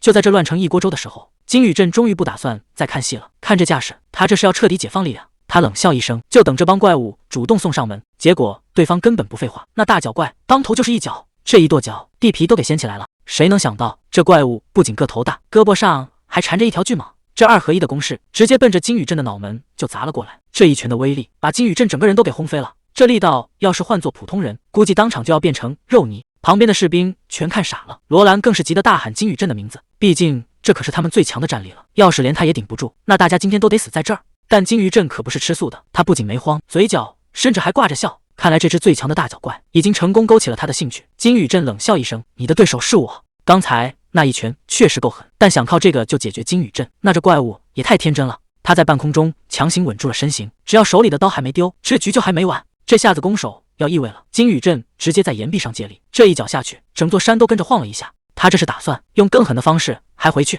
金宇镇这下算是看明白了，这大块头可不只是力气大，他竟然还会利用地形，像荡秋千一样到处乱飞。近战有着一身蛮力，远了还能让毒蛇喷毒液，这简直就是个全能的杀人机器。这怪物确实不好对付，每一个动作都奔着要命去的。但金宇镇偏偏要在刀尖上跳舞，这毒液喷得再狠，碰不到人也是白搭。就在这漫天毒雨里，他已经盯上了对方的死穴，这种能力确实让人眼红。金宇镇盯着眼前的怪物，冷笑着说：“你看起来真是太美味了。”话音刚落，他整个人就像离弦的箭一样，唰的一下直接俯冲了下去。这种高度对他来说根本不是问题。他在岩壁上飞速穿梭，手里的长剑已经锁定了目标。就在这电光火石之间，他已经杀到了怪物的头顶。这下子看这大块头还怎么躲？金宇镇心里门儿清，两个怪物要是联起手来，那战斗力可不是1+1那么简单，那是直接翻着倍的往上涨。但这事儿有利就有弊，他们这种组合其实藏着一个致命的死穴。既然我一个人对付两个觉得吃力，那反过来也一样。他们想把两具身体当成一个来试，那也是难如登天。只要配合上出了一丁点岔子，那就是送命的破绽。金宇镇这下是彻底动真格了，不管这两个畜生默契有多好，今天这关他们怕是过不去了。只要被逼到了绝路，这些畜生就只会剩下求生的本能。金宇镇这招简直绝了，他故意卖个破绽引诱对方出手，结果大块头这一拳下去没打着人，反而结结实实砸在了毒蛇脑门上。这下好了，两边直接当场内讧，这就是金宇镇想要的，让他们自相残杀。趁着这两个怪物还没反应过来，真正的杀招现在才要开始。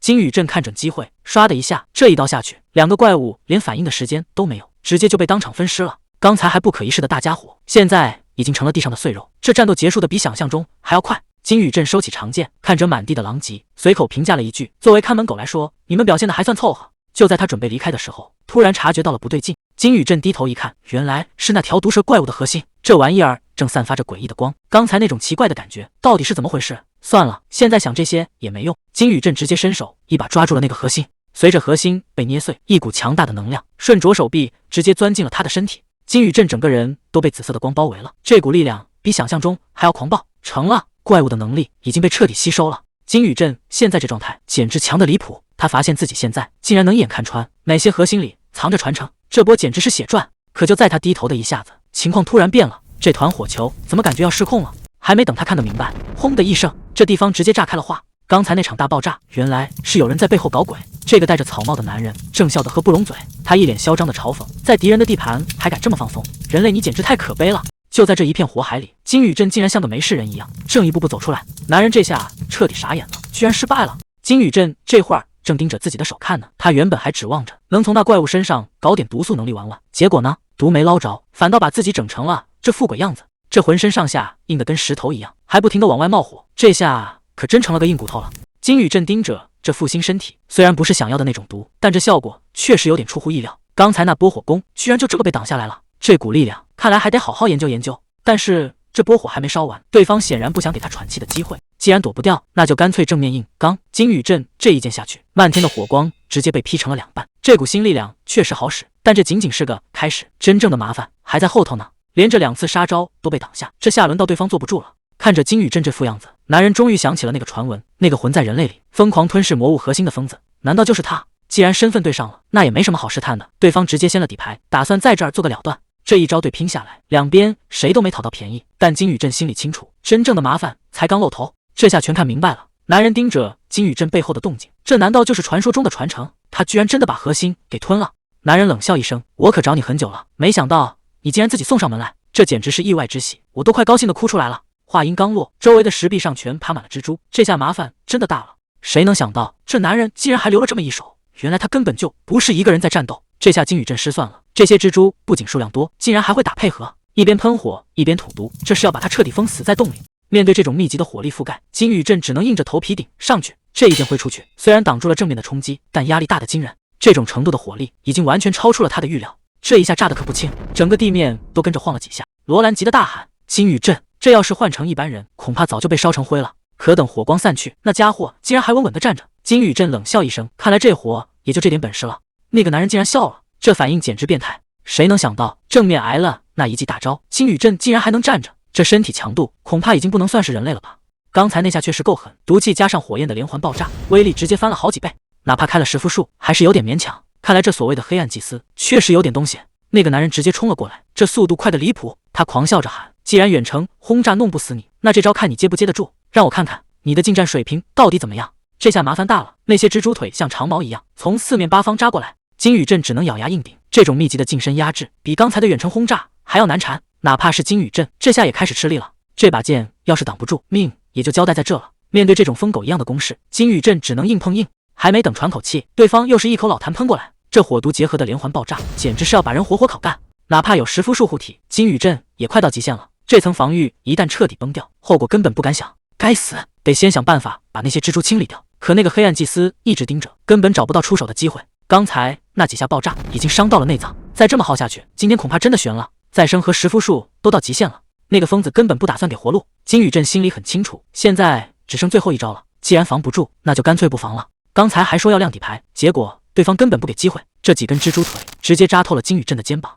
金宇镇连手里的剑都拿不稳了，这下是真的彻底缴械了。那个疯子笑得更狂了，真有意思，我现在总算明白为什么那帮人一直没动你，就凭那种烂技能，你居然能挡住我的攻击，甚至还学会了魔力武技。像你这种人才，直接杀了实在是太可惜了。这下金宇镇是真的到极限了，整个人直接瘫在地上，连反抗的力气都没了。男人冷笑着说：“很好，我给你个特别的机会，加入我们黑暗祭司吧。只要你肯点头，这条命就算保住了。这对你来说可是个好买卖。你应该很清楚，有本事的人注定跟普通人不一样，那些平庸的家伙只会想方设法打压你的力量，根本不配拥有你这种天才。只要你用了这股力量，那些人就会把你当成黑暗祭司，然后想尽办法除掉你。你现在能安稳地待在圣教联盟，纯粹是因为运气好。可一旦让他们发现你竟然在利用魔物核心的力量，你觉得他们还会把你当成人类来看吗？”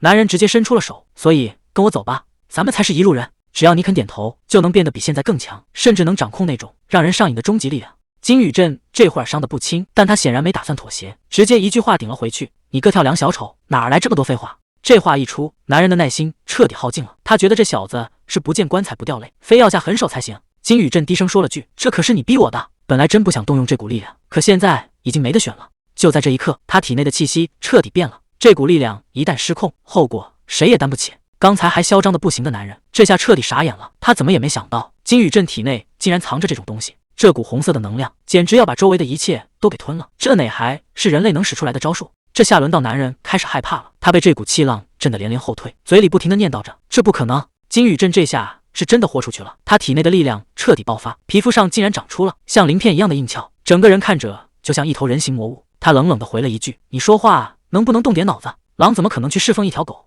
现在的金宇镇已经完全被这股力量支配了，看这架势，他根本没打算留活口。金宇镇冷冷地回了一句：“好歹说点有逻辑的话吧。”话音刚落，这股压抑不住的能量直接就炸开了，这下谁也拦不住他了。这股能量炸开之后，金宇镇整个人都不一样了，现在的他简直就是个怪物。对面这下彻底慌了，这到底是什么鬼样子？难道他从一开始就没打算使出全力？男人指挥着那些怪物要把金宇镇烧成灰，结果金宇镇根本没当回事，只是冷冷地吐出2个字：“天罚。”这股红色的能量唰的一下就把整个空间填满了，那些所谓的怪物在这股力量面前简直就像纸糊的一样。这下别说反击了，他们连逃跑的机会都没有，全都被这股恐怖的能量直接撕成了碎片。对面这下彻底傻眼了，他怎么也没想到两边的实力差距竟然大到了这种地步，他忍不住大喊：“这家伙到底吃了什么怪物的核心？怎么可能拥有这种让人绝望的力量？”金宇镇根本没打算废话，直接一招锁喉，把对方死死地按在了地上。这下是真的完了，在这股绝对的力量面前，任何挣扎都显得那么可笑。这地方太邪门了，再待下去命都要丢了。男人现在脑子里只有一个念头，那就是赶紧逃。可他还是太天真了，金宇镇现在的速度根本不是他能想象的，一眨眼的功夫，人就已经到了他背后。男人还没反应过来，金宇镇直接伸手死死抓住了他背后的截肢，这下是彻底被锁死了。紧接着，金宇镇猛地发力，唰的一下，竟然把那玩意儿生生撕了下来。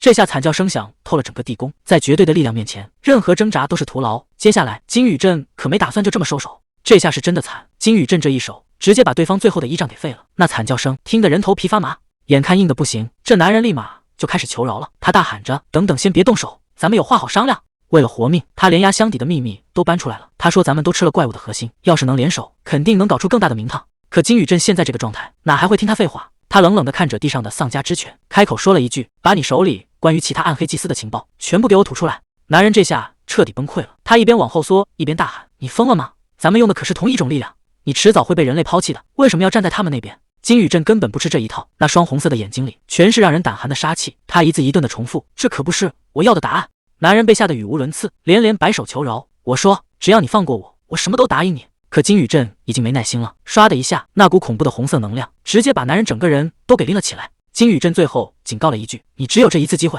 紧接着，整片区域都被红光吞没了。这下就算男人想反悔，恐怕也来不及了。这男人临死前还想骂两句，结果金宇镇根本没给他机会，那股红色的能量直接炸开。这下好了，连人带魂儿全给抹干净了。随着敌人彻底消失，金宇镇身上的异化状态也开始慢慢褪去，那些像鳞片一样的东西正一片片的往下掉。金宇镇猛地喘了一口气，总算是清醒过来了。可看着这一地的废墟，他心里清楚，这事儿还没完呢。金宇镇这下是真的到极限了，刚才那一战已经把他的体力彻底榨干了。这股力量虽然强得离谱，但副作用简直要命，哪怕只用一小会儿，身体也快要散架了。金宇镇拼命想挺住，可意识已经越来越模糊，绝对不能在这儿睡过去。就在他快要撑不住的时候，远处突然传来了动静，罗兰带着人赶过来了。这下总算是有救了。罗兰赶紧招呼手下，快拿担架过来。他看着眼前的金宇镇，心里全是后怕。再看看周围这片废墟，罗兰简直不敢相信，这到底是打到了什么程度，才能把这儿毁成这样？等这阵风波过去，日子总算平静了一些。金宇镇再次醒来，人已经躺在舒服的大床上了。这回他到底睡了多久？他看着周围这环境，还有点回不过神来。我居然还活着，看来这回又是死里逃生啊！还没等他多想，门口的女仆直接叫出了声，紧接着整个走廊都炸锅了。那佣兵醒了，快去通知大人！话音刚落，房门就被猛地推开，罗兰急吼地冲了进来。你总算醒了！金宇镇看焦急吼冲进来的罗兰，脑子里还是一片浆糊，到底发生什么了？罗兰叹了口气，你小子整整昏迷了3天。3天？金宇镇这下真被吓到了，自己明明有超强的恢复能力，结果还是躺了这么久。看来那股力量的副作用比想象中还要夸张。他缓了缓神，最关心的还是正事。远征结束了吗？罗兰点点头，周围的裂缝核心都处理掉了，这次多亏了你，伤亡才降到了最低。罗兰这番话可是发自肺腑，要不是金宇镇拼命，这支队伍估计早就全军覆没了。谢谢你，这全是你的功劳。金宇镇听完笑了笑，既然要谢，那就多给点赏金吧。这种被人认可的感觉，不管经历多少次，都让他觉得这命拼得值了。罗兰正跟金宇镇聊得起劲，门口突然闯进来个不速之客，这人一身教团的打扮，看着就不是来送礼的。男人推了推眼镜，自我介绍说是教团联盟的人，开口就要金宇镇交代清楚，这次远征到底发生了什么。他盯着金宇镇，非要问清楚对手是谁，还有金宇镇到底是怎么打赢的，每一个细节都不能放过。金宇镇这下有点纳闷了，仗都打完了，还问这些干什么？男人语气变得严肃起来，说战场上乱成一团，他们根本不敢相信那种级别的战斗真的是人类能打出来的吗？这话里的意思再明白不过了，他们是在怀疑金宇镇的身份啊。金宇镇冷笑一声，看来这英雄可不好当，麻烦事儿才刚刚开始。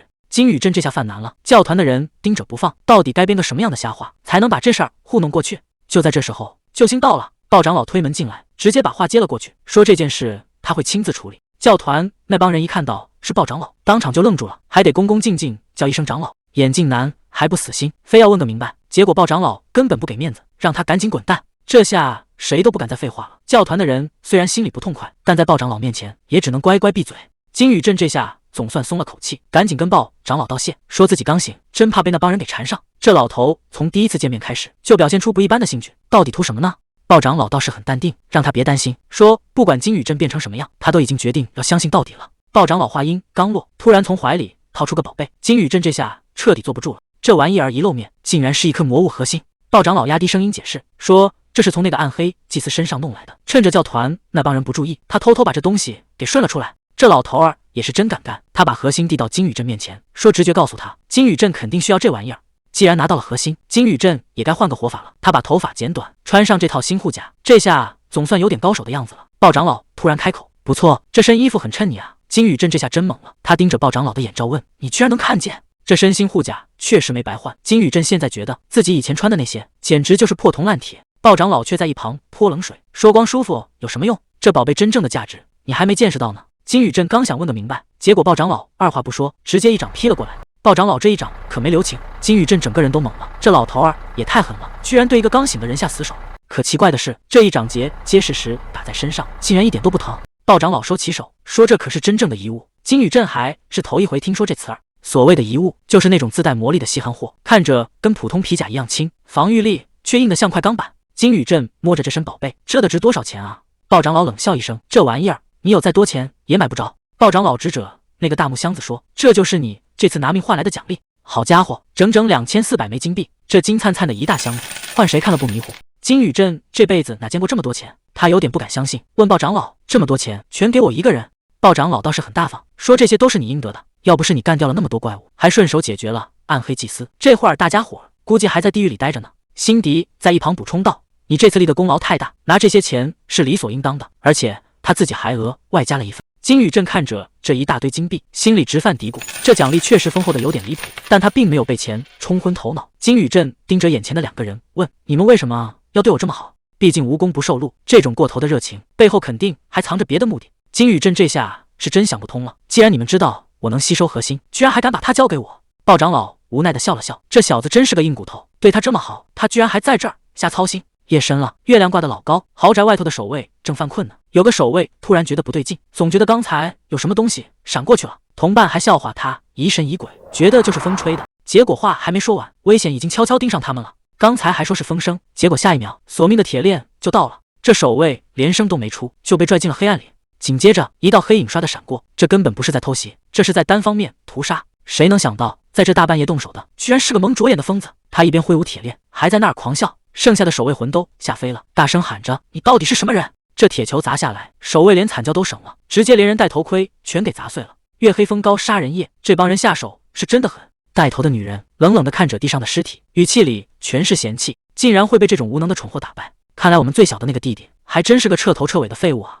旁边蒙着眼的男人接话了：“看来这地方除了那些看大门的杂鱼，还有更厉害的角色在场。”戴着面具的男人倒是一点都不意外，他摆了摆手，反正那小子输了也在计划之中。既然该试探的都试探完了，这帮人也不打算继续看戏了。面具男随手往墙上一按，这下麻烦大了，一道诡异的传送门直接被撕开，这帮家伙终于要亲自下场了。这传送门一开，事情就彻底失控了。面具男冷冷地盯着前方，他说：“计划正式开始，要把这群愚蠢的人类全部清理干净。”谁能想到，在这阴暗的地牢深处，竟然藏着这么恐怖的实验室。这些被绑在台子上的普通人，现在全成了他们手里的试验品。这下是真的要出大事了。实验室里这瓶蓝色的药水还在微微晃动，谁也不知道这玩意儿到底会害死多少人。安静的宅邸里，道长老正和金宇镇面对面坐着，这老头儿现在的态度放的那是相当低。他一边喝茶一边说：“我知道自己没资格要求你什么，但我现在是想求你帮个忙。”道长老一脸严肃地看着金宇镇，他说：“金宇镇，为了全人类，请你一定要用好那股强大的力量。”金宇镇本来还挺担心的，毕竟吞噬怪物核心这种事，要是传出去，估计得被抓起来严刑拷打。可谁能想到，这帮人不仅没把他当怪物，反而求着他用这股力量救命。这下他总算能松口气了。金宇镇还是留了个心眼，他问鲍长老：“这事儿还有谁知道？”鲍长老摇了摇头：“目前就咱们2个，毕竟这种离谱的事，要是让外人知道了，那场面可就控制不住了。”既然话都说到这份上了，金宇镇也不再绕弯子，他直接问：“那到底要我帮什么忙？”鲍长老二话不说，直接掏出了一个发光的蓝色球体，这玩意儿可不简单，是暗黑祭司的怪物核心。鲍长老解释说，只要吞下这颗核心，就能读取那个怪物的记忆。看来这老头儿是想通过这种方式查清楚那帮不速之客的底细。鲍长老接着解释，虽然平时概率不高，但如果这怪物原本是人类，那读取记忆的成功率可就完全不一样了。金宇镇这下全明白了，难怪之前能看到那些人的记忆，原来根源在这儿。他拿起那颗核心确认，所以你是想让我吃了它，去查那帮祭司的底细？鲍长老重得点了点头，这事儿现在只能托付给金宇镇了。这买卖对金宇镇来说简直是稳赚不赔，不仅找到了能说话的人，还能把之前错过的核心补回来。金宇镇笑了笑，既然是为了大义，那这颗核心我就收下了。随着他力量解放，这颗核心直接被他吸收了进去。金宇镇已经进到了怪物的记忆里，那是很久以前的一座高塔，有个男人正跪在阳台上，他歇斯底里的吼着：“我也想被选中，我再也不想过这种失败者的生活了，我想要那种绝对的力量。”站在他面前的女人冷冷地问：“是吗？那就证明给我看。”他手里拿着一瓶蓝色的药水，这恐怕就是一切悲剧的开始。唰的一下，金宇镇回到了现实，记忆读取结束了。鲍长老赶紧凑上来：“你还好吧？”金宇镇还没完全缓过劲儿来，他摆了摆手，这次冒险绝对是值了，因为他不光看清了那些人的过去，还顺藤摸瓜查到了暗黑祭司接下来的计划。原来之前那场恶战全是暗黑祭司放的烟雾弹，这帮家伙真正的目的根本就不在明面上。金宇镇拿着信，带着人马不停蹄的往回赶。他说有一项传统，从远征结束起就没断过，而这就是对方下手的最好机会。大主教的宴会，这帮疯子竟然想趁着这个机会把所有高层一锅端了。金宇镇有点怀疑，那众地方守卫森严，对方真有这本事。鲍长老提到了，对方阵营里有个戴铁面具的狠角色，还有一个能杀掉黄金甲虫后代的女人，这2个人绝对是硬茬子。眼看局势这么严峻，辛迪提议干脆通知联盟取消宴会，毕竟光靠他们几个，这风险实在太大了。结果鲍长老一口回绝，绝对不行。要是真去报信，金宇镇吃内丹这档子事儿可就全露馅了。到时候咱们一身骚跳进黄河也洗不清，而且躲得过初一，躲不过15。宴会一停，对方肯定会换个阴招，咱们又得从头再来。金宇镇问：那咱们到底怎么搞？鲍长老这老江湖早有主意，既然知道这帮耗子要来，那咱们就准备好补暑假，等他们自己往里钻。说话间，宴会大厅已经灯火通明，好戏这就要开场了。金宇镇大步流星地进了会场，这身打扮在这一堆贵族里确实挺扎眼的，周围的人立马就开始嚼舌根了。有人问，这就是那个远征军里的佣兵，看着这么年轻，也不像传闻中那么厉害啊。旁边那几个名媛倒是挺感兴趣，听说这小子打起仗来简直就是个野兽，要是真这么猛，那得找机会过去搭个讪。金宇镇正往前走着呢，身后突然传来个大嗓门：瞧瞧这是谁啊！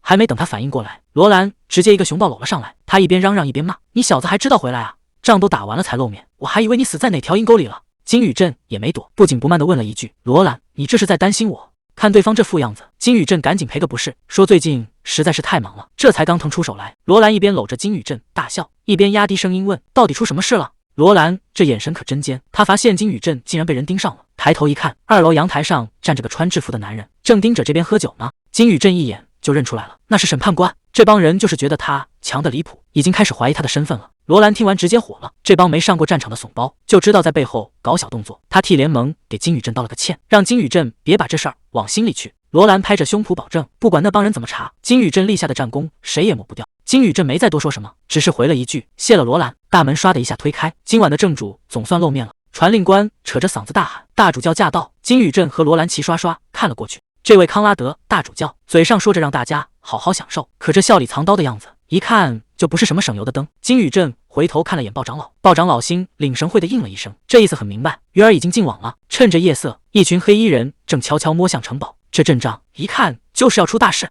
宴会正热闹呢，一个卫兵连滚带爬的冲了进来，大喊着出事了。大主教还没反应过来，问到底怎么了？卫兵嗓子都喊哑了，说北门那边突然冒出来一大群魔兽，正发了疯一样攻城呢。大主教这下彻底懵了，谁能想到这好好的庆功宴，转眼就变成了修罗场。轰的一声，城门眼看就要守不住了，这帮魔兽简直疯了，黑压压的一片全冲了过来，城门在他们面前就跟纸糊的一样。宴会厅里这下全乱套了，刚才还在喝酒吹牛的贵族们，现在一个个吓得魂飞魄散，都在喊着到底发生了什么。金宇镇冷冷地看着这一切，他心里清楚得很，这绝对不是什么巧合。原来金宇镇早就和鲍长老商量过了，就算魔兽再多，想正面硬刚宴会厅里的骑士团，那也是白日做梦。鲍长老分析的一点没错，这帮家伙的真实目的根本不是为了攻城，他们是想在城里到处放火搞破坏，把守卫力量全部引开，好让宴会厅这边防守空虚。鲍长老压低声音说，这帮人的终极目标其实是大主教。大主教这下彻底慌了神，扯着嗓子疯狂大喊，让所有人赶紧去堵住缺口，哪怕把宴会厅的守卫全调走也行。金宇镇在一旁看得真切，说现在当务之急确实是拦住魔兽。鲍长老却摇了摇头，说这毕竟是大主教的地盘，自己根本没权利在这儿发号施令，那接下来该怎么办？旁边的辛迪倒是淡定得很，抿了一口茶说，这事儿交给我来办，与其等骑士团被魔兽引开，不如先下手为强。他冷冷地抛出一句话，先把宴会厅给炸了。还没等大家反应过来，整座建筑直接炸开了花，这一炸，整个宴会厅全乱了，天花板哗啦啦往下掉，贵族们吓得魂都飞了。骑士们赶紧拔剑，以为敌人已经杀进来了，领头的扯着嗓子喊，所有人保护贵族。辛迪看着这一切，计划成功了，骑士们果然没被引开，全留下来守着这帮贵族。金宇镇冷冷地说，现在轮到我们反击了。那些原本想偷袭的黑衣人这下全看傻了，城堡里突然炸开花，直接把他们的计划全打乱了，这到底是怎么回事？根本不在计划里啊。旁边的女人更是想不通，难道我们的行踪早就被发现了？就在他们疑神疑鬼的时候，金宇镇已经杀到了跟前，他猛地拔出长剑，这下谁也别想活着离开。金宇镇现在的样子简直像个索命的死神，他冷冷地看着这帮人，该开始清理这群老鼠了。